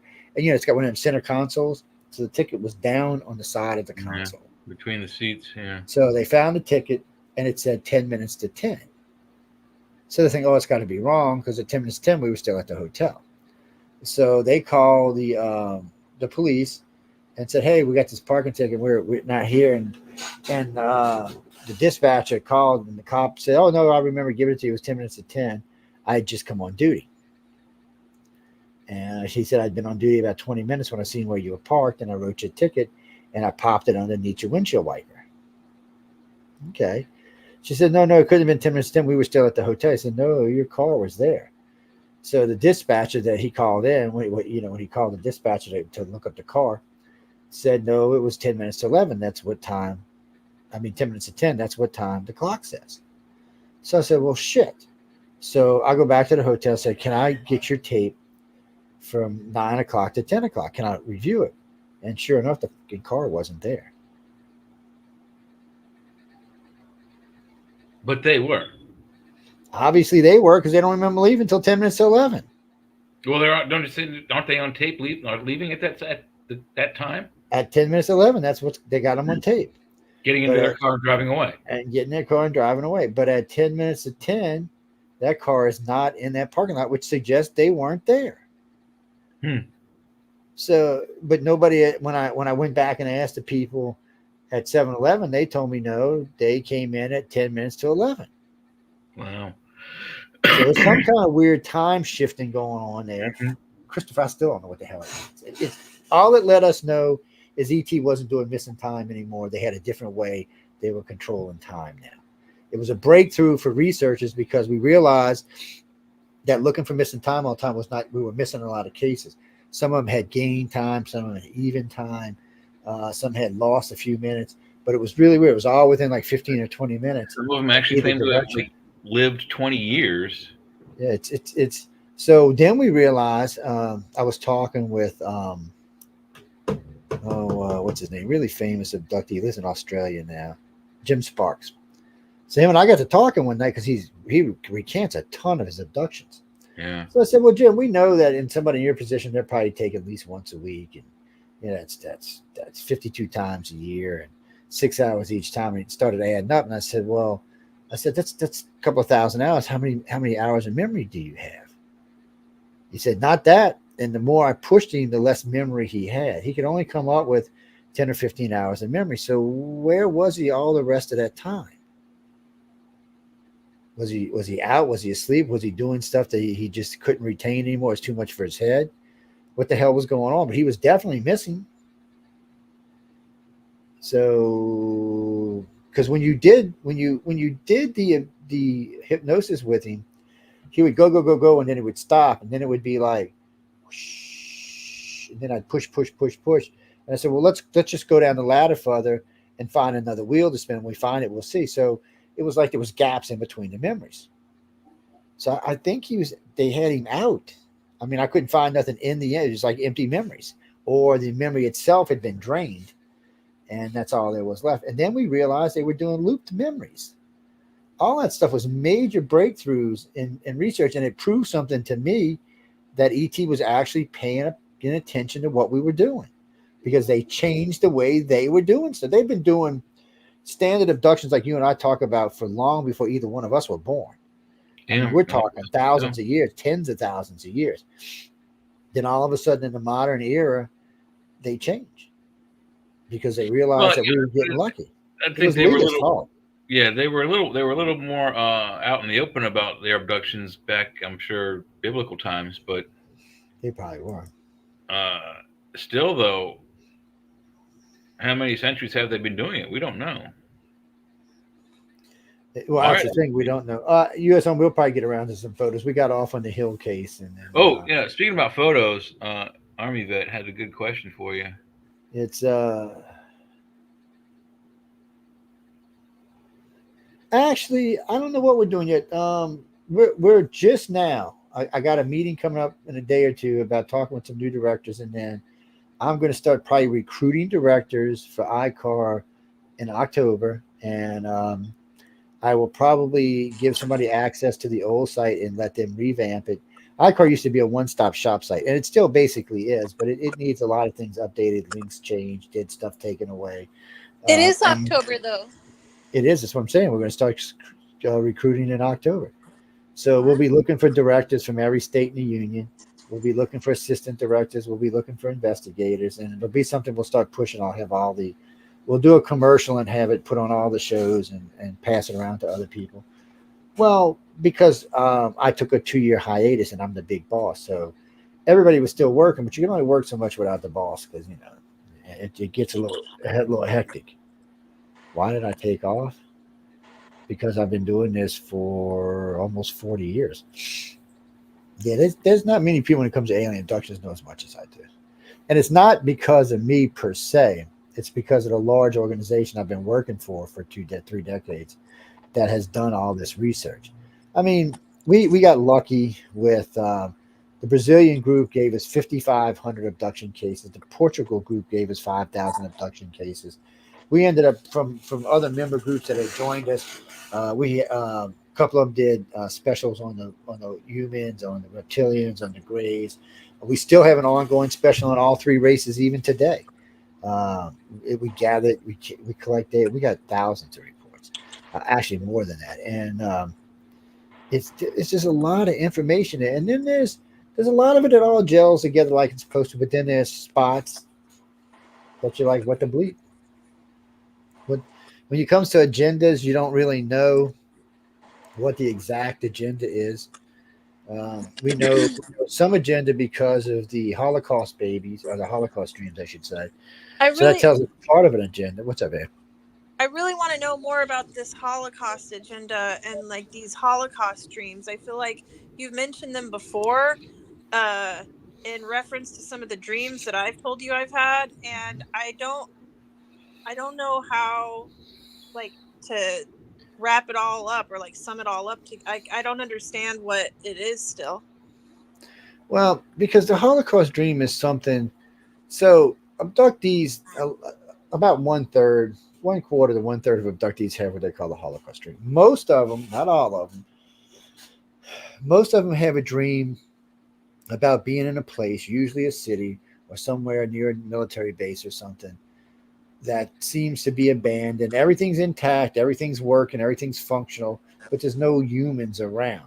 And then there are places where they stumble across like mass graves being buried by military people, and occasionally humans that have transformed into something other than human from whatever started killing them all in the first place. And then, of course, they run into these bases where they're holding contactees, because contactees are the only thing that survive. No regular humans survive. They say it's probably around 10 billion people when it happens. and about 2 billion of them will be abductee contactees.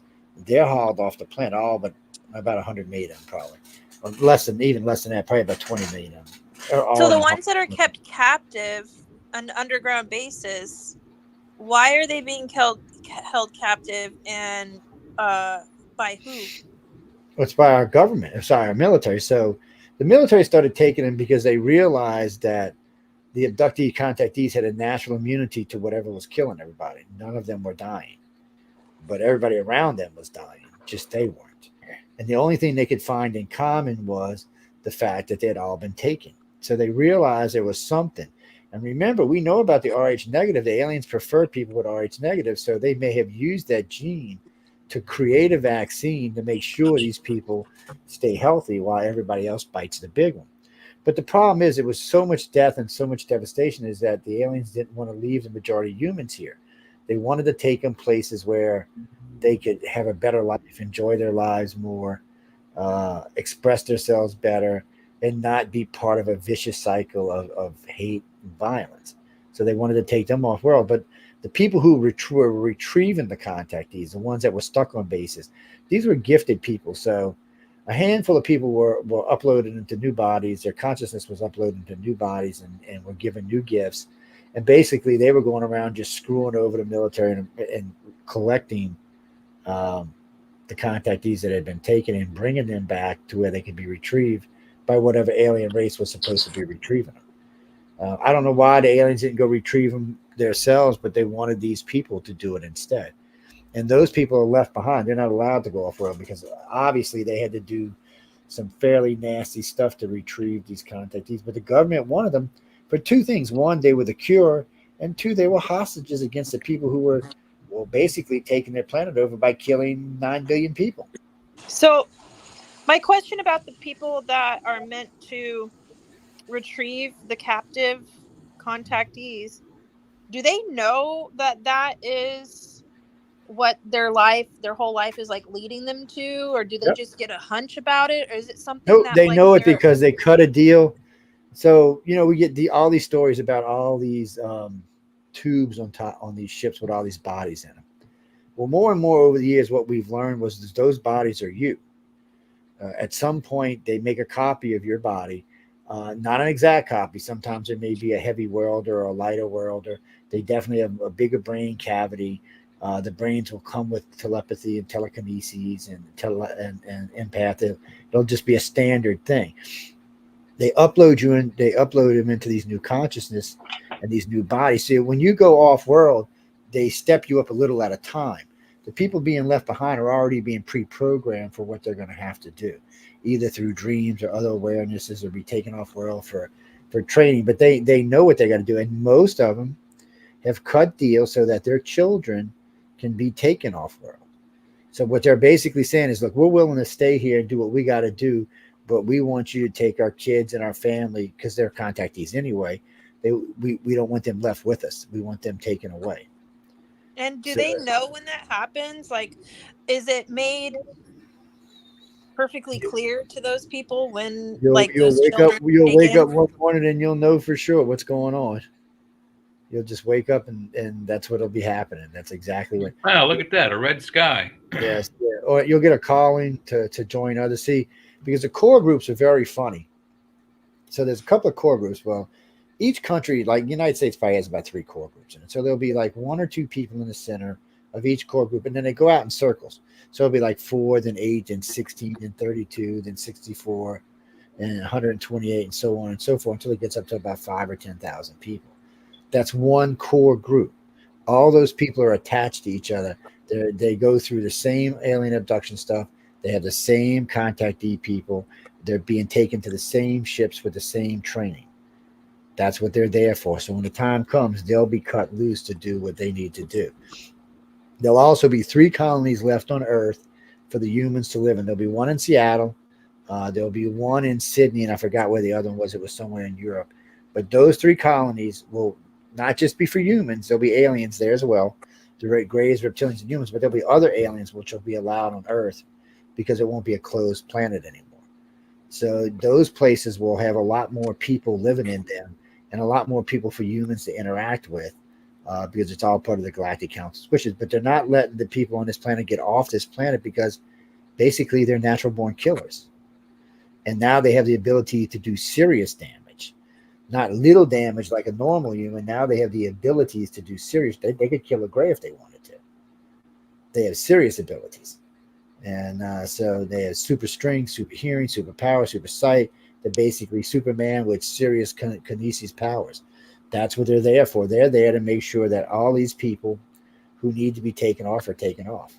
Remember, a lot of them are already been taken. A lot of people have been taken, at the moment of death. They're uploaded into their new conscious body or uploaded into a disc or uploaded to a hologram room, and they're kept there until they get to wherever they're getting to. But this is different. This is because it happens so fast that there are a lot of people left behind. So it depends what the contactee stock is at the time. Right now, they're estimating around 2 billion. They're thinking the current stock is somewhere around 1.4, 1.5 billion today. That's a lot of people to be taken. And before anybody asks, not all of them are being taken at the same time. It's not how it works. Probably more than half of them haven't been taken at all in the last decade or so. The other half are being taken at different times because some of them are children, some of them are adults, some are in between. Yeah, I think the frequency of being abducted is the younger you are, the more you're abducted. Yeah. Or if the more you contribute, the more you're abducted too. So it kind of works both ways in that. But they want. What? I recently came across a video that I took of my son from a few years ago. He was 3 or 2.5, 3. He was just learning how to talk, and he did. And I don't know if I shared these with you at the time, but he was telling me about one of his friends that would come and visit him. And I'll share this video with you. I came across it. It's on my phone still. He said, I have a friend, and his words were, he's bright white like a ghost. And I asked him where his friend was. He's like, he's not here. He didn't come back to Earth. And it's like a 3-year-old. Yeah, well, if I had $1 for every child that told me my bug-eyed friend, I'm a reptilian friend, I'm an angel friend, I could freaking retire. See, we have special people in the organization who do kid interviews. I don't. We usually use that. We got a couple of teachers in the organization. November Hansen used to do a lot of them. And we let somebody with more professional, talk to the kids. Well, Dean, I don't think I should be talking to kids. It's no, because I don't want to put their memories in their head. I'd rather the parents do that, or someone the parents trust to do that. It's when you start talking about some of the stuff we're talking about right now, it can get kind of scary, kind of quick. Michael, I don't know. It just seems this is all stuff we found out over the years, but there's so much more that's going on. Hey, Howie. There's just so much other stuff that's going on besides that. When you start getting into agendas, there's a lot of other stuff being worked here. And they really do, when it comes right down to it, they really do want us to be part of the galactic consciousness, but on a civilized level, not on an insane level. And if it's true, they're basically diversifying us so that we're not one single planet anymore. I guess that's how dangerous they figure we are. I've been told that several races are afraid of us because we're dangerous to them. I don't see how that's really possible. But only thing I can see is whatever we started out with, which was probably some type of sub-ape or something. And then, the human aliens did us and the reptilian aliens did us, and then the grays came in. So we have 3 superior races in our genes. And the grays were the ones that the light beings upgraded to be the second most powerful beings in our galaxy. So we're now part of that.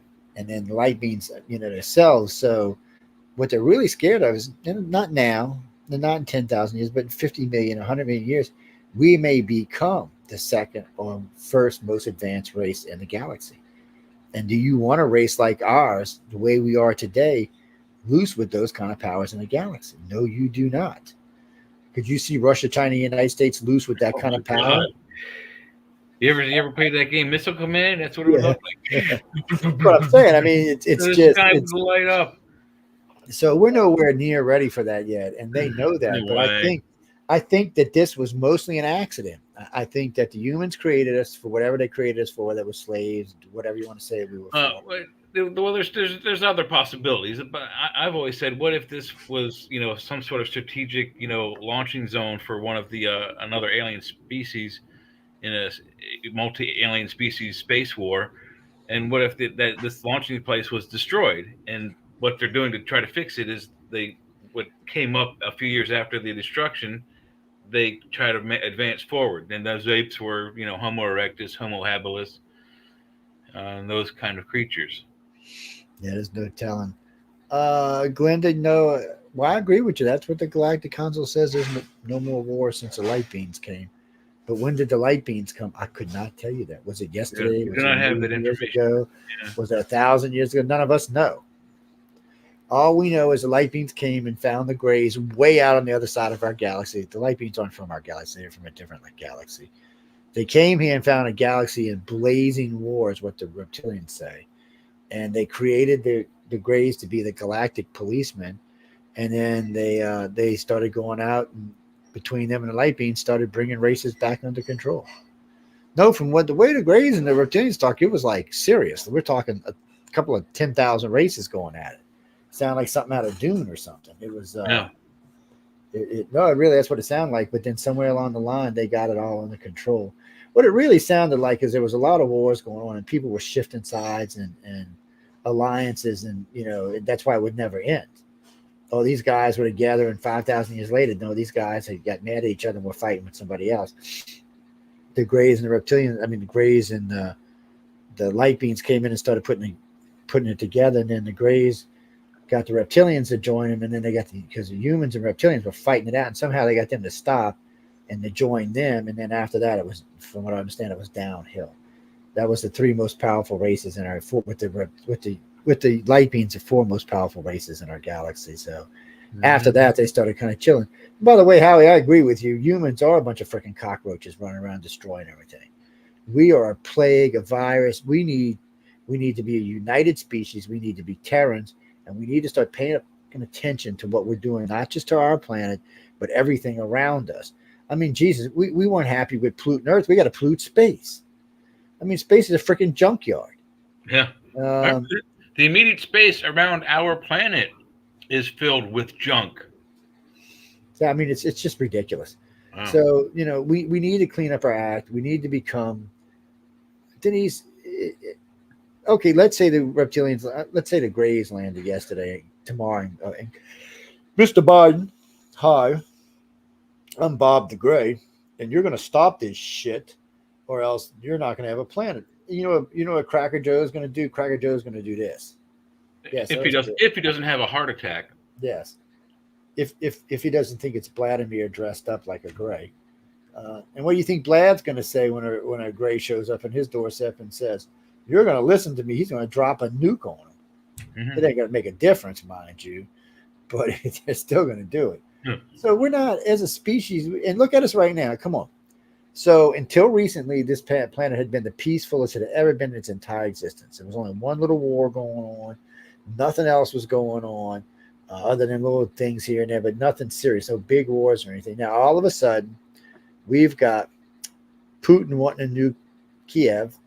We've got Hong Kong wanting to take over. China wanting to take over Taiwan. London too. Yes, he is threatening not nuke London. China wants to take over Taiwan. North Korea wants to nuke South Korea. Yes. And Iran wants to nuke Israel. Yes. And I'm not going to say anything more, because if I say anything more, we'll have to change the title of the show. So, no, Friday night. I'm telling you guys, we got the closer this election gets, the more crap we got to talk about. There's just so much stuff going on. And I'll bet the fireworks still have not yet begun. And, well, Gene, we're going to talk about it on Friday, if this is a cheat or not a cheat. All that's going to come up on Friday. And, of course, we'll do the polls, which are already starting to change. Well, I've never been real good with the current polling, and neither had. Matter of fact, anytime you hear people like Anderson Cooper coming out and saying you shouldn't trust the polls, or the Democrats' own polling pack saying that, you might want to second guess. What about comedian Stephen Wright, who says, and I quote, "Most statistics are made up on the spot 82.7% of the time." Yeah. Well, I used to know some people who did polling for a big polling company in Louisiana. They did polling.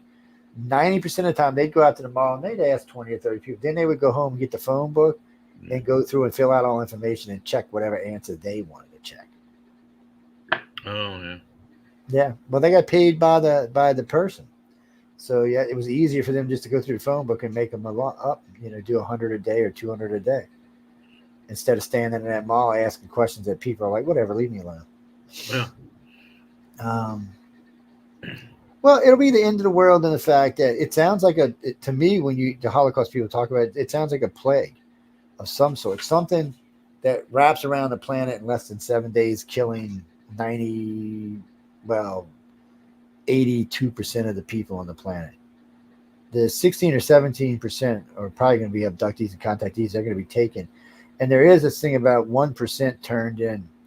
The best way I can describe them is Walking Dead.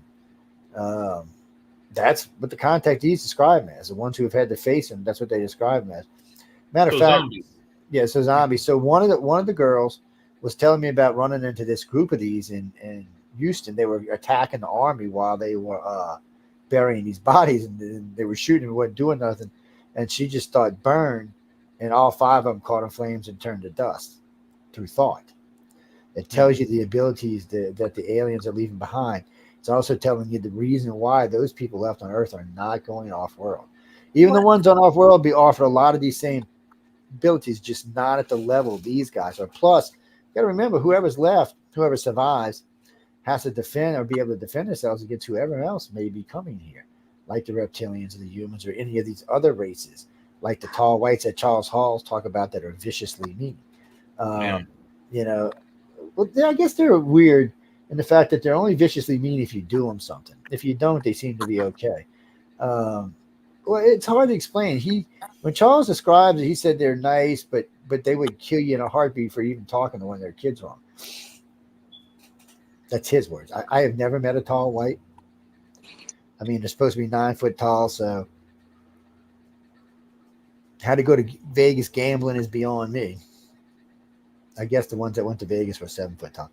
Look, I would drop the whole Vegas thing, but now we've got, 12 or 14 witnesses now. We've got state troopers, we've got taxi cab drivers, we got limousine drivers, we've got dealers.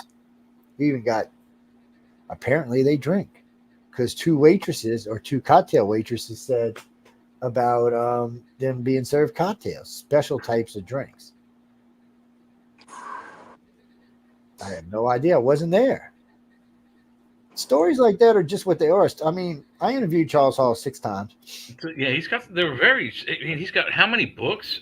3 that I know of. 12 of them, but some of the stories are. Well, he's got the 3 main ones, which are the hospitality specialty, the specials. And I interviewed him all 3 of his books. His wife was one of the most protective women I've ever seen of a husband ever. She is extremely protective of him. And he started getting like Cracker Joe there later on. So people were giving him a hard time and making fun of him. So I invited him on my show one night, and he was having a hard time. And when I was over, she was so sweet and sent me all kind of stuff. And she said, I thought for sure, I said, I like Charles. I said, let me explain this to you, baby. And I said, I believe Charles believes what he thinks is real. I said, I have no doubt in that man's heart, he believes everything he's telling me. My problem is I have to be able to prove it so that I can say I believe it. I said, I can't go on television or go in front of a group or go to a lecture and say, hey, everything Charles is telling you is true, because I would be lying to them because I wouldn't know. Yeah. So that's all. When it comes to any type of alien, the first thing I want is I need others, like spaceships. I don't need, I hear one spaceship one time. I think, it's probably not alien, probably ours. Because any alien that's here on the planet, you're gonna probably see more than once, or you're gonna hear about more than once. But you don't really hear about anything. You hear about the reptilians, you hear about the humans, you hear about the grays, you hear about the light beings, you hear about the tall whites, and you hear about the cleanup crew. And you don't really hear about anything else. Oh well, that's not true. Let me correct myself. You do hear from time to time about what was their name from the 50s, Valiant Thor. Oh, Valiant Thor, yes. So Valiant Thor looked just like us, but we don't know if he was a tall white because we ever only seen him face on. If you have to see him sideways to know if they're human alien. Well, in a lot of ways, they're built like us. They're usually a There's a little few bigger. shots from the side, though. Is there? Oh, if there is, and he's not. Because if he's got a normal head like we do, he's just normal every day. Probably a human that was telling us he was an alien. Well, I'm not hating. It's just you can tell by our government we know this much. So ICAR knows about this much. MUFON knows about this much, and the U.S. government knows about this much. You know how I know that? Because I gave 12, 20, 26 hours of testimony under a polygraph because they didn't know jack. And seeing their faces was worth it. I mean, you seen faces like no way. And it was even better because the Quantico guy was the one doing a polygraph. What was even better was they kept looking at him like they were waiting for him to go, he's lying, he's lying, he's lying. And I'm telling you that the black-headed chick, the senator, she was like 3 or 4 times, he's lying, right? And the guy's like, and he said, he's not even lying, the needle's not even moving. And then they said, well, maybe that's when they asked me to tell a lie to make sure that, I wasn't doing some kind of zombie thing on a machine. So I told a lie. And of course, it went, did its thing and then went back to normal. And you can control a polygraph to an extent, but when you're doing that much, it's impossible. If it's going to be like a 15 or 20-minute interview, you can control it. But here is a picture of Valiant Thor from the side. Yeah. Yeah. Yeah, because he's got that woman with him too, the tall blonde too. Oh, this is one of I think he's with Oppenheimer. Oh yeah, it might be. There's one where there's like some kind of meeting or something.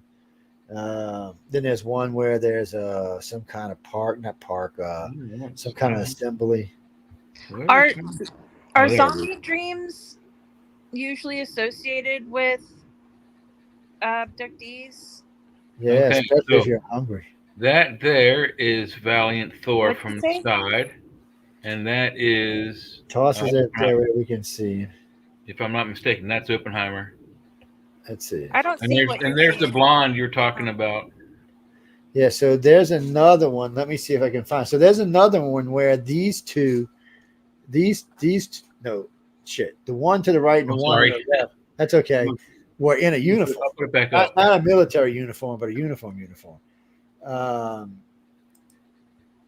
What's that, Jimmy? Yeah, 25 million years. 225 million years. So this is Thor, yes? And this girl, you see them with a military guy? I think I've seen that photo too. Let's see if we can find him in the old one. Well, they've been scrubbing a lot of this stuff for some reason. I don't exactly know why. There's one where they're standing there. Interview with an alien at the Pentagon. Is this it? Let's see.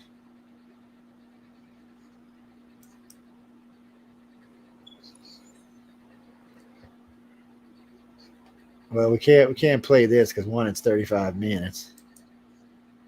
What, Jimmy? Valiant Thor is from something else. I don't know if it was something they thought of, if it was his real name, or if it was some kind of sci-fi before him. The way I've always heard the stories is that's how he presented himself.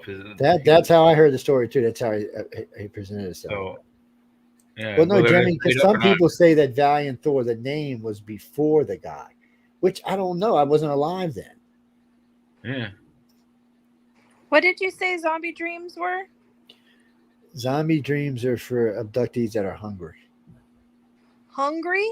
Yeah, they want to eat some zombies.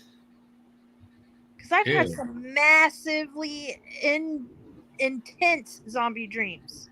Damn, girl, you must be getting starving. I'm talking like face to face. Like it felt real. So listen. I'm gonna help you with this. So next time you're having a zombie dream, okay, start looking around to see what else is around. It hasn't More happened than in a like, long time. well, if you do, look for what else is around. Look to see if there's other people helping you fight. Look to see if there's people around, and then look to see if there's like something.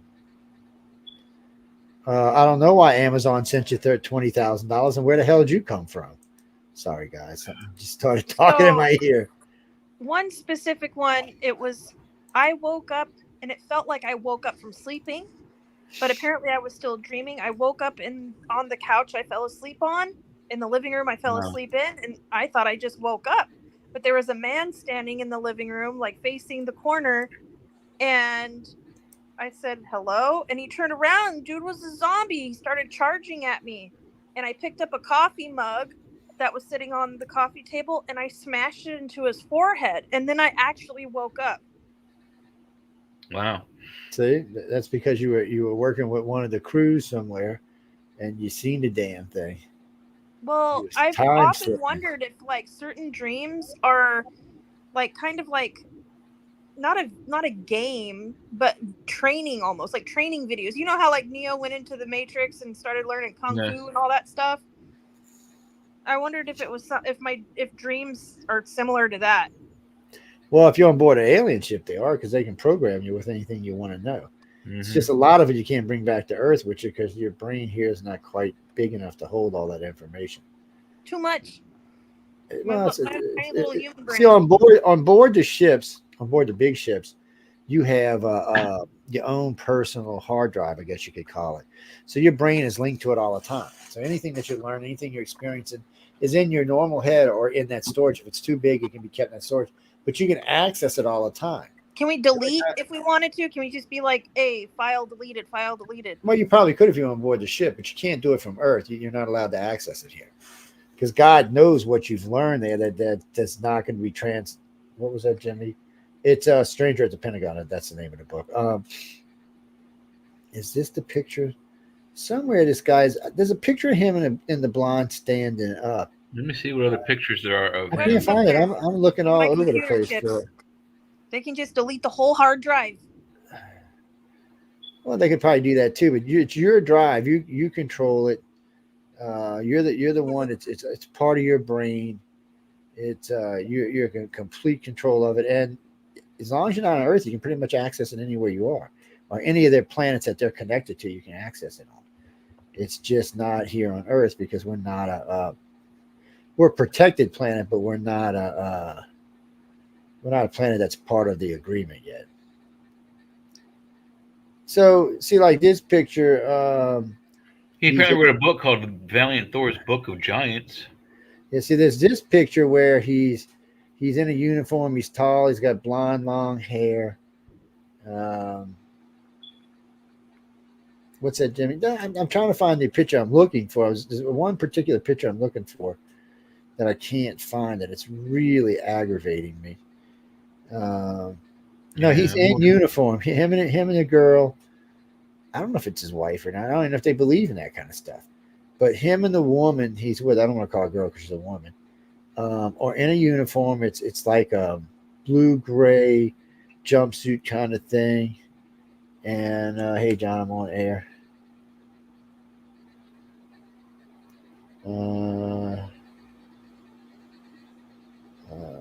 Oh, come on, phone. Sorry, I'm just writing it down. Good one, right quick, guys and girls. But it's a good picture. There's another one with a guy. He's bald headed, same uniform and all. What's it? Well, it would make sense that they would put him in human clothes if they wanted to introduce him to Congress and stuff. But that means that he's a human like us. Mm-hmm. Is he from Earth? Are we from there?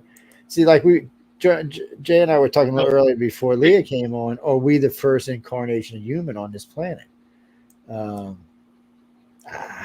don't want to say yes. I'm not feeling like that's the truth. And when we say human, we're saying human beings, but human being can apply to a lot of things. It could be a damn reptilian. It's more of a way you act than the way you look. Hey, Joe, check this picture out. All right, so this picture also And I knew I had seen this picture in another place. And let's see if Joe can figure out who the other person is that presented this picture. Let's try that one. Yep, that's it. Okay, so you see the young fella with the yellow crew top. I seen this picture a little while ago. I can't so see it real good. little. I know it's Yeah. not. Let's see if I can. Here's a magnifier. Hang on. Let's see if that. Oh, I blew the whole screen up. no, that didn't Oh, do it. it That looks didn't. so Could you familiar. screenshot that picture and then just put the picture itself on the I have side no screen? idea how to do that. I mean, there is a bigger one. I Hang on. had But anyway, so that picture. Where do you think you've seen that picture, or at least that guy, that yellow, I don't know, but I've seen it before. I know that. Does it have something to do with JFK? I There's just Steven Schneider. I don't know who that He is. presented that picture, and I think here's a blow up of it. Yeah, here we go. Let's see how this picture looks. Jimmy, you can blow the whole screen up. I got it on full screen on my No, computer right no. now, so I can see it. Is that better? Let's see. Can you guys see that? Hold on, I got lost for a second. Sorry, I was on Facebook, guys. I got kicked out of here. Do you think he really is an alien, or was this Valiant Thor character? That's what they No, say. because this picture was used by Steven Schneider to explain that was either him or his father. Where's that music coming from? I don't hear nothing right now. I did it a little while ago. I don't hear nothing right now. It must be that. All right, let me stop this. So, one of the things when you look at these pictures, I'm looking at this one right here, this full blown up one. So when you look at this there we go. you look at Valiant Thor and the woman next to him, their hairdos are, typical for that time period. Mm-hmm. Their clothes are typical for that time period. Typical, suit. And those aliens were supposed to be tall, long-haired, long blonde hair. So, I mean, his eyes are typical human eye colors. There's nothing special to him. I mean, he looks just like an everyday normal human. What if he had a handler? What if they had handlers who were trying to get them to make them look like they were part of everyday society? Well, I mean, the aliens that we know that visit our planet would not fit in this easily. There's just no way. Not even the human aliens, because they're stockier and taller than we are. They're closer to 6 or 7 foot. Actually, 7 foot on average. So, like, even if you dressed them up like in modern day clothing and gave them modern day haircuts, it wouldn't matter. No, it wouldn't matter, because the humans' heads are like 1.5 foot long, whereas ours are like 8 inches or 10 inches long. So it's a big difference in length. It's not width; it's the length. But they can cover those slight differences with hats and hairdos. But none of these guys are wearing hats, and that's what I'm saying. And you can see it. Is it because we've been like poisoned with like pesticides and GMOs and stuff like that? Like we've like ruined our DNA and we've just become smaller? It's great. I don't know what you did your DNA, but mine's in great shape. I don't eat none of We've been told that certain things have been turned off, though. I live in the deep south. We don't eat none of that stuff. No, that shit's banned down here. It was banned before even anybody in Europe decided to ban it. The South was like, the whole economy is run off GMOs in this area. You know why we kicked GMOs out of the South? Because when the farmers decided they were going to use their materials, they found out that the products didn't produce seed, so they had to buy the seed every time. And the farmers were like, screw that idea. And so they just kicked them to the curb and said, we're not going to do that. Big farmers out west might have decided to go ahead and do it, but the farmers down here were like, nope, sorry. Yeah, the rest of the world followed suit too, because like nobody else wants GMOs anywhere. No, yeah, Europe kicked them out. They're kicked out of Europe. There's a few places that have kicked them out. I'm pretty sure all of Europe has also stopped using fluoride in their water systems to help, treat teeth. Yeah, I got mixed feelings on the fluoride. I think that's a baloney excuse. I feel like that's such a just an excuse. Oh, it's for the teeth. It's just for the teeth. Mm-hmm. Well, let me put it this way: in the South, they still have fluoride in the water. Everybody's living longer, and everybody's got good teeth. I don't know. I see. It's not so much the fluoride; it's what they're putting in with the fluoride and how much of it they're. I guess putting I'd rather drink more. fluoride in my water than lead. Well. So one of the things that happened, like in New Orleans and in Mississippi, in the south part of the country, they decided to drop fluoride when all the toothpaste started adding heavy amounts of fluoride. They decided we don't need it. So New Orleans was one of the first cities in the South to drop it, saying, okay, we don't need it. But still, if you go out into some of the more rural areas, they're still putting it out there because people are still having problems with their teeth. So is it just the teeth that the fluoride has an effect on, or as long as it's not in huge amounts? Fluoride's an interesting thing. If it's used in small amounts, it's really good for your teeth, and it actually has other good properties. But if it's used too much, or if you drink a shitload of water, fluoride can cause damage to organs. But if it's good for your teeth, is it good for the rest of your skeletal system? No, if it's like I said, if it's taken in very little amounts, it doesn't harm anything and it helps your teeth. The problem with fluoride is that, as far as I know, it's only your teeth. It might help your bones, but I've never heard of it doing such a thing. I've never really looked either, so I don't want to lie about it. And what was it, Jim? Yes, they did say Thor was from Venus. Yes. But back then, we didn't know what Venus was like. That was before we landed a probe on Venus. But in that defense, not Venus where Venus is now. He was talking of a Venus that is a moon of Saturn, I believe. If I'm not mistaken. If you look at the interview with him or whatever, I think there is one film of him. He says a moon of Saturn. Planet called Venus. Isn't that right? Yeah, I think so. I'm trying to think. Jack, it was Dr. Frank Strange just wrote Stranger at the Pentagon. Yeah. Well, he's not supposed to be the first alien that we've met with. According to this, Lincoln met with an alien pre the end of slavery. There was a meeting with the aliens, which apparently they didn't have a problem with slaves. Which kind of bothered me a little bit. Well, I don't know if these aliens judge our governments because we don't know what kind of government they have. Well, in the story of the Anunnaki, aren't the Ijiji? Aren't they like a slave race? And that's actually supposed to be several slave races. That's what's so weird. But isn't that allegedly the slave race which rebels here on Earth, the Ijiji, and it says we're not going to do your work anymore, and that's why they made us? Yeah. Well. No, well, okay, maybe. So let me stop for a minute. So the human aliens came here and created two great white dome cities. According to the Sumerians, they built two great white dome cities because that race could not breathe the atmosphere on this planet. So what they did was they modified their cells, not personally. They made new cells that could take care of live on the planet and breathe the atmosphere. So originally they made them to go out and do the work, but that race realized that they were omnipotent like the other race was and decided, how can I say this politely, F you, we're not going to be doing this. And they created what the Sumerians call the 7 creations of man, trying a man type body with different types of heads on it until finally they settled for subhumans. Primates. Let's just say primates. And the dogs didn't work, cats didn't work. So when they found this particular,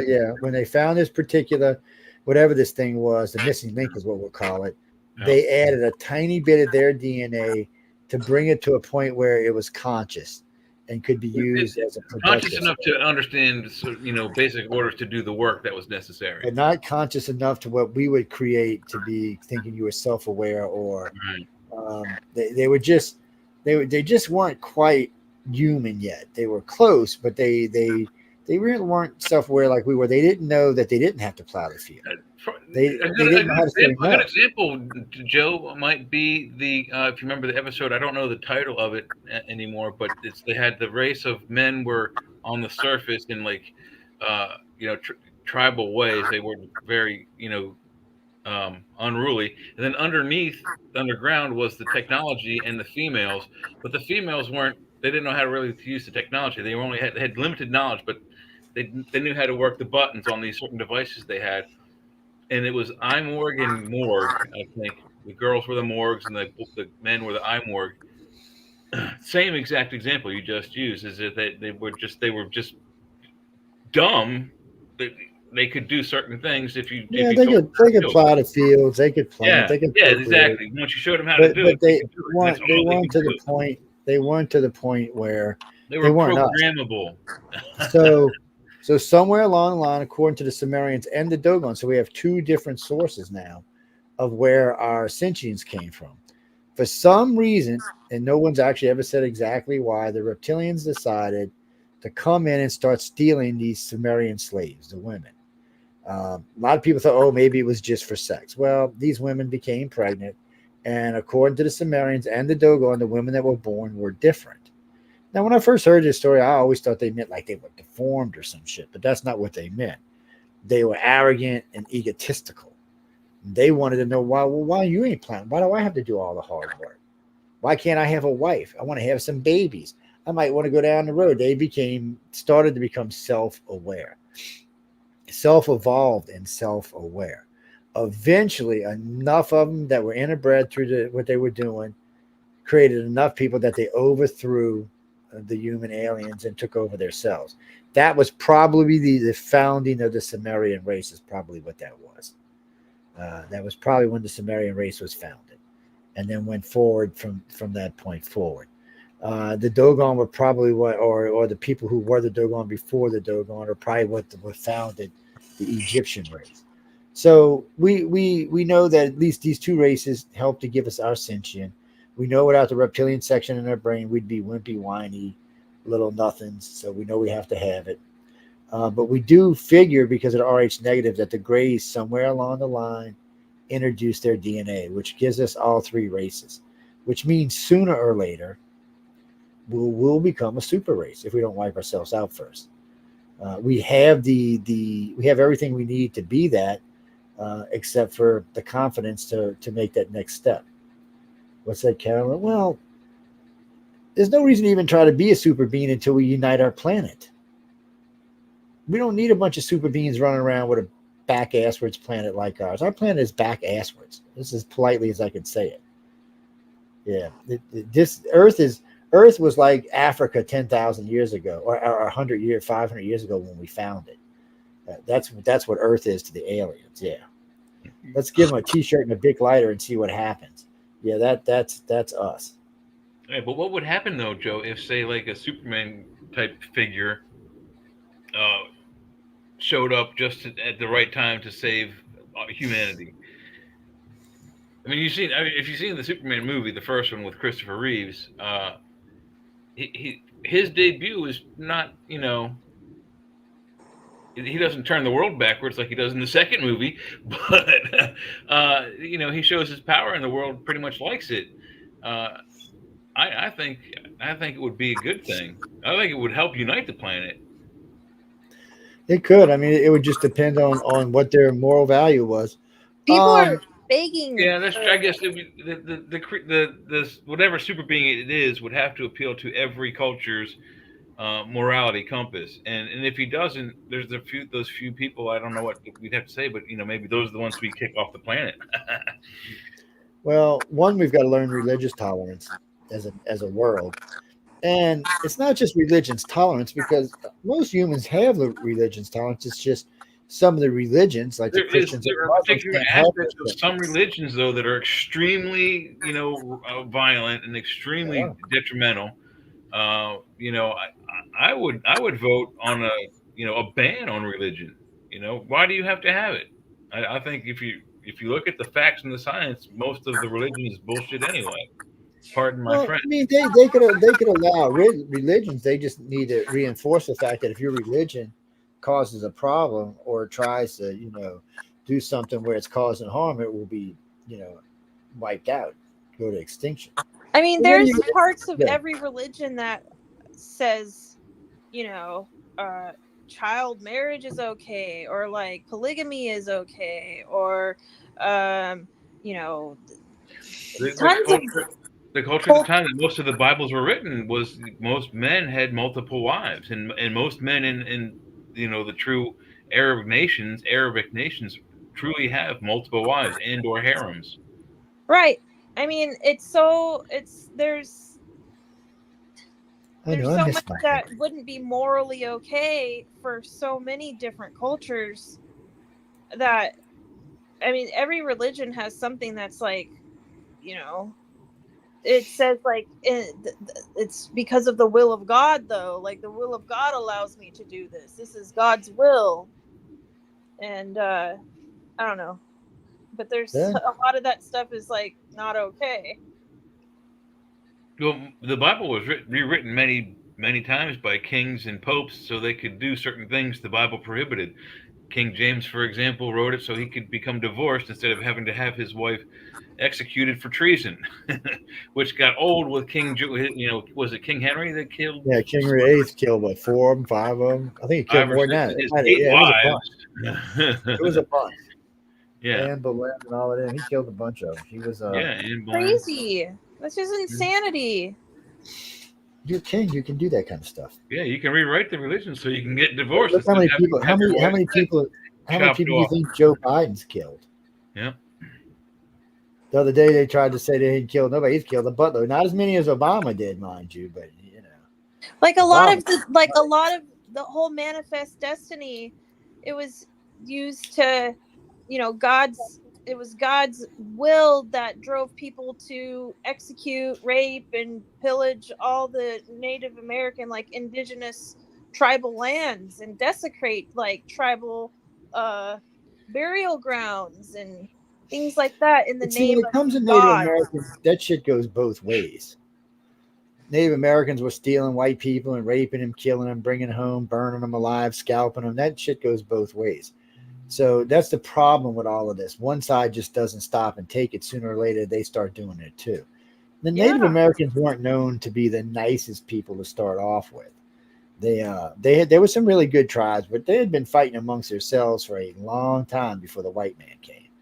Yeah. So I mean, it's not like, and even they couldn't unite yourself into one country in this one country. But they weren't wiping each other out with smallpox and measles blankets. No, but they were wiping themselves out with arrows and spears.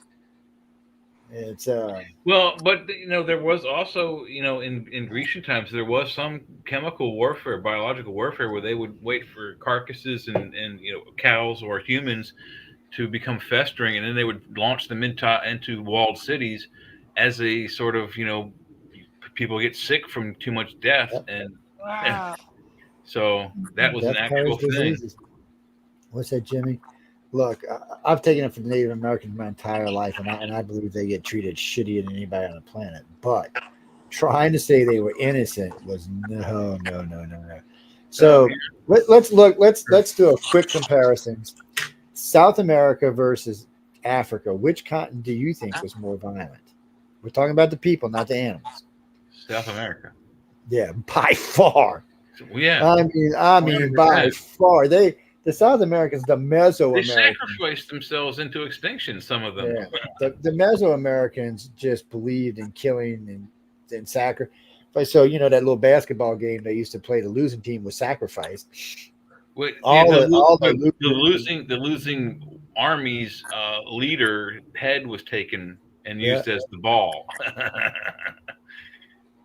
And anytime there needed to be sacrifices for hearts and all, they would take the people that had lost in the wars and use them. Yep. Yeah. No one knows what happened to the Mesoamericans, because right now they have found so many new places in South America to look at, so many new ruins. They don't even know what to think. They realize that the Mesoamericans was a huge population and a huge. It looks like the city spanned from the middle of South America all the way into the United States. Yeah. They covered that much territory. Well, there's speculation that some of them, if they lived or escaped whatever happened to them, so that some of them went deep north, like Canada. And we know there's some up there. It's So yeah. Well, no, Jerry. I mean, it's so no. The aliens, Mesoamericans and Native Americans believe in extraterrestrials. Oh yes, both do. They talk about the sky people all the time. The city Teotihuacan is named. It means city of the gods, doesn't it? Yeah, I'm pretty sure. Mm-hmm. Well, it's the one he's talking about. There's a set of mountains behind it, and it's shaped like the mountain range behind it. What's funny is Mexico City is actually in front of it. Yeah, it shows you it's a spot. That's how popular the spot was. That 1,000 years later, they built Mexico City there, not on the ruins, in front of the ruins. Yeah, it's a couple miles away, but still, that's how it worked. Don't ask me. But it's also where one of the biggest UFO sightings in the world was seen, right there over Mexico City, where that ship they said was about a mile across, hovered over Mexico City for 24 hours. Recently? It was in the early 90s. It was like 89, 90, 91. It was more than 1 million people saw it, including the mayor, the police chief, Jaime Maussan saw it. Quite a few other people saw it. I mean, the whole world saw it. I mean, they broadcast But what it. was weird about it, there was 20 million people in that city at the time. Only 1 million saw it. It proves my point about not just because there's a UFO, it doesn't mean you're going to see it. People who see UFOs is because they've been taken. That's why they see them. Or if not, the sightings would be much higher than what they are. I mean, we've had like the Belgium sightings where they were hanging over the Belgium cities for hours and days on time. One city had 170,000 people in it. I think 16,000 reported seeing it. None of the rest saw it. Same thing in Mexico City. None of the rest saw it. Look at Phoenix. Phoenix, a huge city, 4 million people in it. Less than 100,000 people reported seeing anything weird in the sky during the Phoenix lights. Why is that? I mean, they were seen on television, but yet even people who were watching on TV didn't always see them, because you have to be pre-touched to see a UFO. That's what the real problem is. Because if they were as vulnerable as people would like to see, we'd see them streaking across the skies all the time, or popping in and out, but we don't. Only contactees see them. Nobody else really sees them. So when you talk to a policeman or a fire chief or a trucker, they'll tell you they saw them, but not everyone in that area saw them, just that particular cop. Here's another good one for you. Arizona, 7 cops chasing a UFO down, right? They'd all seen it, and they were all dispatching. They were all chasing this thing from different angles, and they were all following this.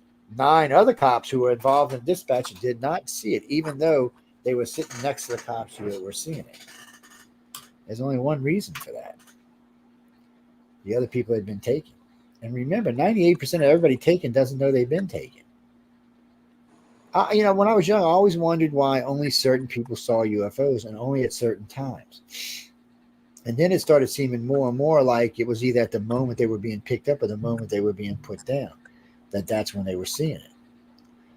Kurt, look, I wish everybody saw a UFO, because it would be so much easier to prove this freaking mess if everybody looked up in the sky and could see one. Yeah. Because they're everywhere. But the problem is just most humans can't see them. Well, there's also, we've talked about this on the show many times. It is a known fact that sometimes these vehicles, like we just talked about, there could be 1 million people looking directly at it, but only 6 people see it. Yeah, it's crazy. And that's Phoenix. I mean, think about it. Be seen or not seen to specific minds, or they can cloak themselves all entirely, one way or the other. It doesn't matter. It's just about the technology that they can decide who can see them and who can't. Yeah, that's the thing. Definitely godlike. That's godlike powers right there. So think about this: Phoenix Lights, Phoenix, Arizona. Lynn Kitai is a good friend of mine. She lives up on the mountain. She's seen it from the mountain. So the news people seen it, got on TV and said this thing's hovering over. Does anybody know what it is? All of Phoenix was alerted to this, plus the surrounding area of Scottsdale and a few other places were alerted to this. But yet only a handful of people saw it. That's all the proof you need right there. I mean, the whole area was looking for it. I mean, they'd been on TV for hours talking about this thing. And that's why people started saying, oh, it was flares, or it was this, or it was that. But then why didn't all the rest of the people see it? Because people were out looking for it. Lynn was telling me on her street alone, on the side of the mountain she lives, she said there's 200-300 people out there with binoculars and couldn't see it. And she's standing there with naked eye watching this thing floating across Arizona.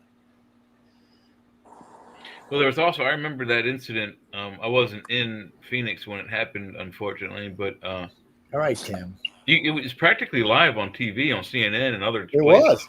That's why nobody. It was crazy. Way more people should have saw this thing. What I than, thought was than saw it. awesome was like quickly after that, it might have been the next day, the next following news day, someone was wise enough to find some flares and shoot them off. The flares you shoot out of it's like a handheld 12 gauge. Yeah. So they shot a couple of those way up high in the sky, and they looked way different than the video from the night before, like tremendously way different. And even if there were flares dropped from a plane, they still would have been staggered differently. Yeah, they would have. Yeah, they would have been at different heights. One would have been kind of tilted like this because this one was first, this one was last. Right. Yeah. Exactly. Was that one?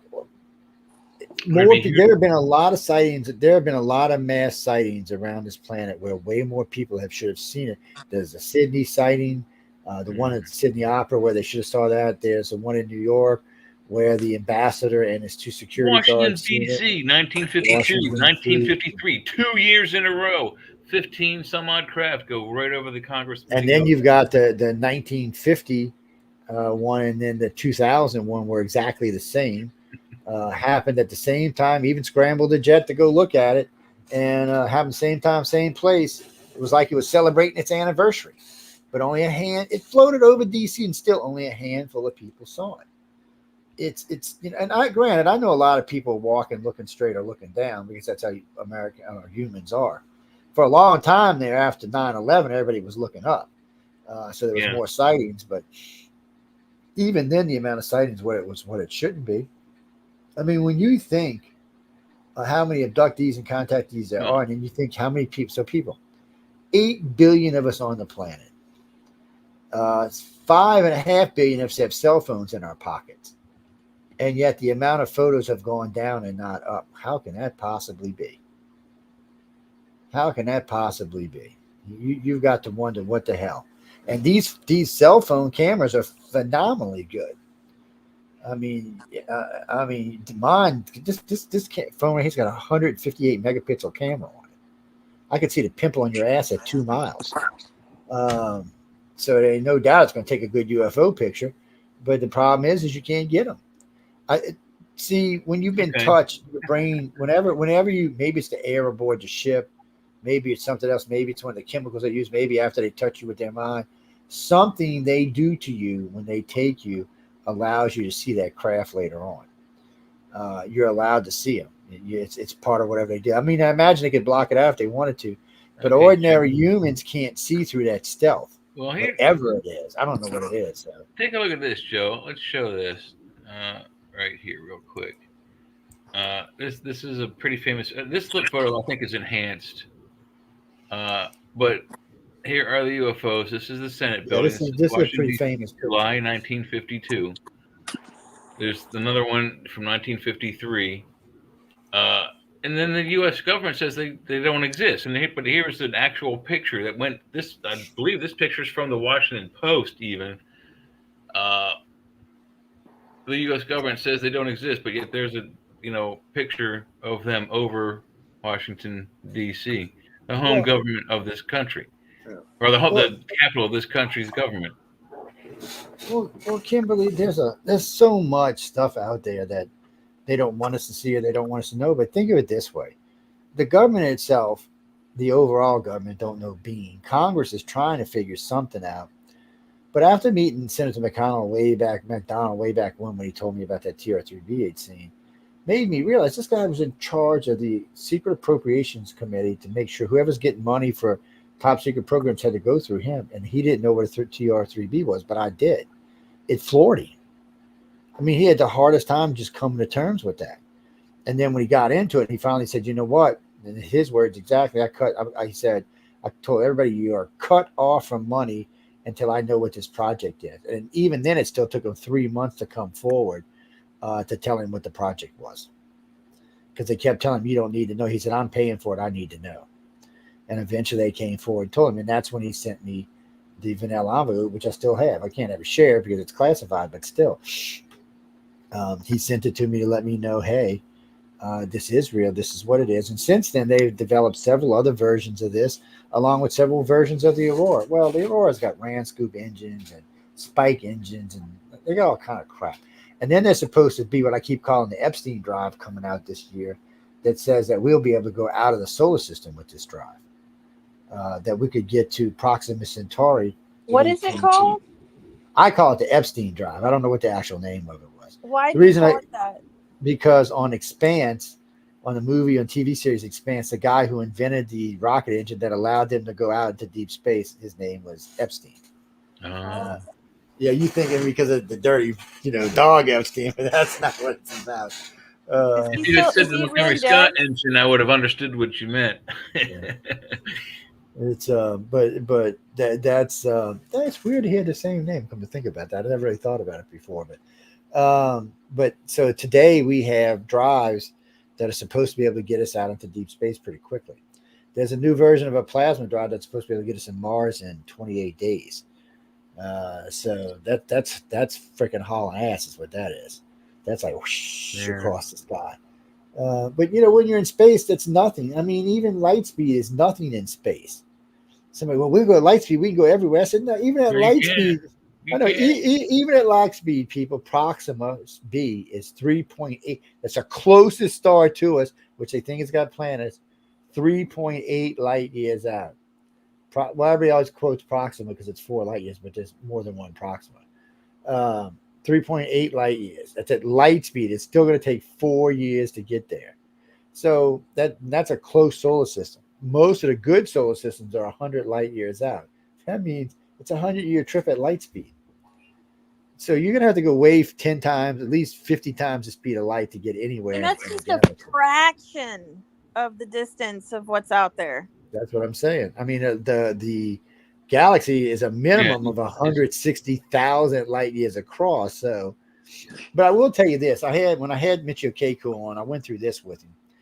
I said, well, look, maybe it is 160,000 light years across, but think of it this way: if you're an advanced race that's, let's say, been around for 10, 15, 20, 4.25 light years is the distance to Proxima.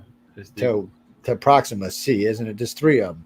Or 4. Well, no, it doesn't say that. It says it says the closest system is Alpha Centauri, which Captain Kirk mentions, with Proxima Centauri as the closest star in that system at 4.2465 light years from Earth. Yeah, see, on the NASA site, it's 3.85 light years away. This is just like a Google search. Yeah. Wikipedia says it. Well, no, that's what they've always said. They've always said it was like 4 light years, but when they really did the math with the Hubble, it was 3.85. There you go with NASA hiding shit again. I don't think they were hiding. I just think they just never did the problem. Well, it's not just that. I mean, most people today, if you ask them what size the galaxy is, they're going to tell you 100,000. Well, that's good. That's good news. You would say, hey, guess what? The closest star that used to be to us, we thought was 4.5 light years. Now it's 3.5. Ooh, that's a whole light year difference. In this case, I think it's probably like a half a light year difference. Well, it's still a significant distance. Yeah, it is a significant distance. It's what's that, Brucey? Well, I think the second one's like 8 or 9 light years, but they get progressively further out really quick. A lot of the good stuff that we've been looking at lately is anywhere from 100 light years to 2,000 light years out. So you need something 100 times the speed of light to get to 2,000 light years in about a couple of hours. You need the Enterprise at warp 10. Yeah, so there's been a lot. You know what? In the book, it tells you what warp 10 is: 100 light years, 100 times light speed. I forget, but in one of the books, in one of the Star Trek books, it actually tells you what warp 10 is. It tells you how it works. Yeah, and it tells you how fast in light speed that warp 10 is. Well, I think they changed it because in the 60s, I think they in the original book, well, they make all these books on how ships work. For Star Trek, they're officially Star Trek books. Well, most of the books for the first series were made after the series, definitely after the series, like way after. And remember, the original Enterprise didn't do it. They didn't even make it do warp 9 until much later in the series. It was like warp 4, warp 3, warp 2. Yeah, it was most of the cruising time was 4 and 5. Yeah, so they were just cruising around, and then all of a sudden we got to warp 9999 on the Enterprise. And on it was mostly D. The Enterprise was accidentally expanded into warp that went off the scale. Yeah, that was occasion. Wesley did that, huh? And then it was on other occasions pushed to the point of warp 10 or more and sustained it for several hours before it was stopped. Sometimes not under Kirk's control. So that's not a good thing usually. No, it's not really a good thing. Right? No, you but don't they want had the one where Wesley did it. The one where with the Traveler, he did it. Well, yes, that's the Next Generation too, and then later on in Next Generation, they encounter a sort of like an unknown species that tells them warp 10 is hurting the fabric of space. Yeah, I remember that one too. Yeah, so they stop going. They like the galactic speed limit's like warp 6, 8 in an emergency if you have to like go somewhere to get someone help.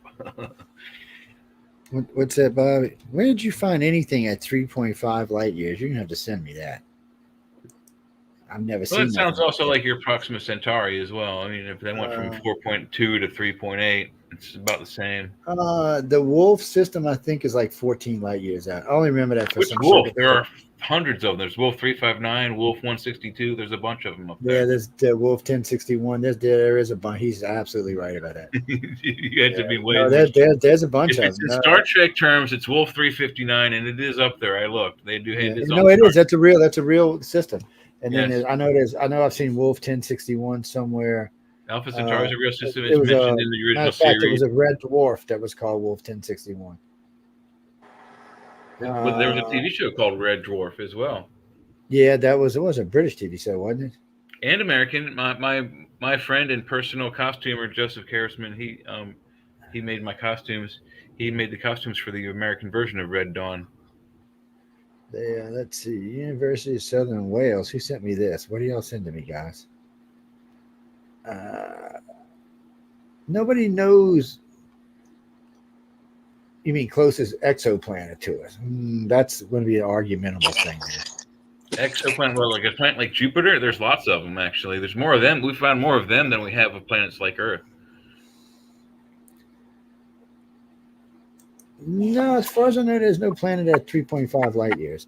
I mean, Proxima could have a planet in it, but I think it would be at 3.8 to 4.5. It's going to be up somewhere in there. Well, Proxima is one star system of many within the Alpha Centauri system. So once you hit Proxima Centauri, you need to how close are the other ones? Pretty close, it seems. So what is this one? Oh, wait, it says planet orbiting Alpha Centauri B, which is closest to Earth. First time I've seen this dude at 3.5. I would have thought this was 3.8, so I'm going to have to check into this. No, I'm not saying you're lying. I mean, I see the article, but I mean, they upgrade stuff all the time with new measurements, like the universe itself. Remember, it was 13.8 billion years. Now they think it's like way over 14 billion years. They thought there was no galaxies at the start of the Big Bang. Now they found galaxies all over the place, and they don't think that's where anything started. Yeah, shit changes all the time. So I don't ever hate because Suffice it to say that we don't know jack. Yeah, that's a good way of saying it. Let me rephrase that, Joe. We know exactly jack shit, and Jack was never here. That's right. Which leaves shit. We don't know shit at all. Mm-hmm. We don't know shit about ourselves, our bodies, our oceans, our Earth. We know more about our moon and our solar system than we do about our own very own planet. They keep finding more and more. I just saw another one today. New kingdoms inside the jungle underneath South America. So I see the planet you sent me. It looks Earth-like, that's for sure. This is a 3D model of it, though, at only 4 light years. Actually, a little less than 4 light years. Proxima B is our closest neighbor exoplanet. Its mass is 1.27 Earth, so it's a quarter bigger than we are.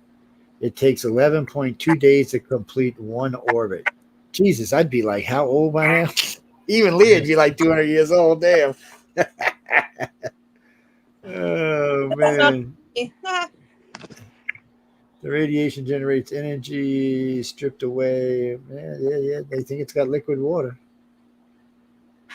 All this stuff is great, but until we go there, we don't really know. And I don't argue about distances because I just put Proxima, well, actually Alpha at 4.0 light years is what I do. So anything in there can range a little less to a little more, depending on where it is in the Alpha Centauri system.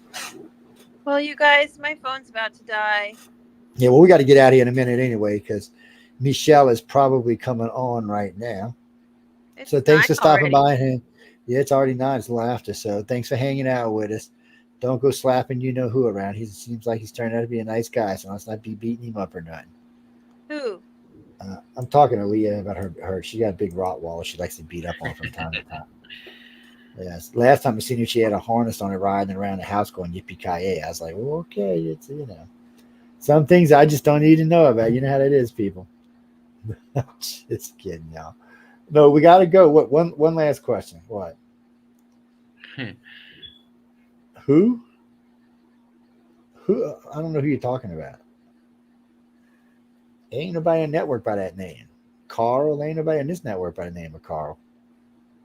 Well, if they are, you better ask Michelle because I don't know who the hell they are.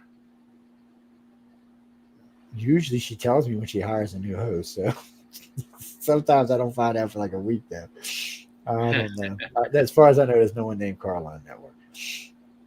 No, but if I find out, I'll say hi to him, yes, or her, or whatever it may be. How many abductees are there on planet Earth? Most researchers say the population of abductees is between 10 and 15%. That's pretty much all the abduction researchers agree on that. That would put today's standards at 1.35 billion, 1.4 billion. And then out of that, I would think maybe half of them are getting regular contact. And out of that, half of them are getting even more regular contact. Right. Well, think about it this. They do things in a different way than we do. They think differently than we do. And if those were ships that NASA was showing next to the sun, they're big. They're too big to even get around our planet. They would do damage to our planet. No, I mean, they're big shit. The moon would fit inside of some of these things. They were big. I mean, they were big. There was 4 of them sitting. They looked like they were making a gate on the sun. At first, NASA tried to say it was some kind of camera aperture problem. But then somebody took one of the camera apertures and showed what it looked like with light bending through it. And obviously, that's not what it was. I know NASA never, JPL Milan, nobody said anything about it after they just got pushed to the wayside like most things do. The problem with the world today is the news cycle is so fast. When things come up, they're up for a couple of hours, maybe a couple of days, and then they're gone. Something else is replaced. We were talking about this today at work. I said, P. Diddy, I bet you he's really glad for what's happening in the Middle East because it took all the shine off of him. There was like 2 days where they talked about him going to, court and prison. Oh, of course. They have released a lot of names associated with him. Yeah, I'm sure he's like a canary. They said there's a lot of famous people with him. Now they're saying he worked for the Fed. Yeah. The Feds were using him to help him keep certain stars in line. Oh shit! People, don't ask me. I don't know. I guess we're gonna find out unless he mysteriously ends up dead like Epstein, which I have not ruled that out yet. So as long as Hillary is alive, there's a good chance he won't be. You know what? I don't know if Bill hung out with Diddy. Whoever said, I've never heard of it. Now, if it was Epstein, I would say, of course he did. But yeah, I wouldn't be surprised if he didn't. I'd be more surprised if he didn't. I know, really. I mean, Bill's a dirty dog. Is it true that Hillary's a lesbian? Ask me on Friday. How's that? Yeah. All I can tell you is she put Wiener, Huma Adin's boyfriend, in jail for talking to a 16-year-old on his laptop. I have a true story for you from the White House when Bill Clinton was there. They would not allow her to wear skirts because they were afraid when she went upstairs that her balls would show. Oh shit! I wouldn't even do. That's the scary part. I guess it's like Michelle's "You Know What" show when she was getting off the airplanes. I don't know what that was. People write to me all the time. What was that? Because there's 5 or 6 photos of her when she's getting off the plane. It looks like if that's a you know what, that girl's hung like a horse. Yeah. I'm just saying, if that's what that is, that woman is hung like a horse. I'd feel sorry if that's what a bomb head did. I'm just saying, man. Father don't look like that all big of a guy. So, look, I don't know. His kids are pissed at him right now. I think the oldest daughter's really pissed. She don't like Kamala, whatever her name is. Yeah. She don't like her. And neither does Chelsea Clinton either. They asked Chelsea a couple of times to say something about her because she said no. She said, I don't talk about politics. That's my mom and dad's job. They don't want to talk about it. Most of the kids who were like the Bush's daughters, you don't hear anything out of them. You don't hear anything out of the Obama's No, daughter. the woman is a reporter on the Today Show. Yeah. Jenna Bush. Yeah, Hager. That's baby sister, right? I don't know. I don't want to say for sure. Jenna Bush Hager. She's I don't know how old she is, but she's she's been. Well, I mean, they were in college when he was in president, so they got to be in their 30s at least. But she's at least Francis. You know what, dude? This is the closest the planet's been to the end of the world since I've been alive. It looked like it was going the other way and calming down and peacing out. And I wasn't really worried about Russia. But then China got to get started. And then North Korea's over there. We'll just nuke you, South Korea. And South Korea's like, yeah, my ass. We'll nuke you first.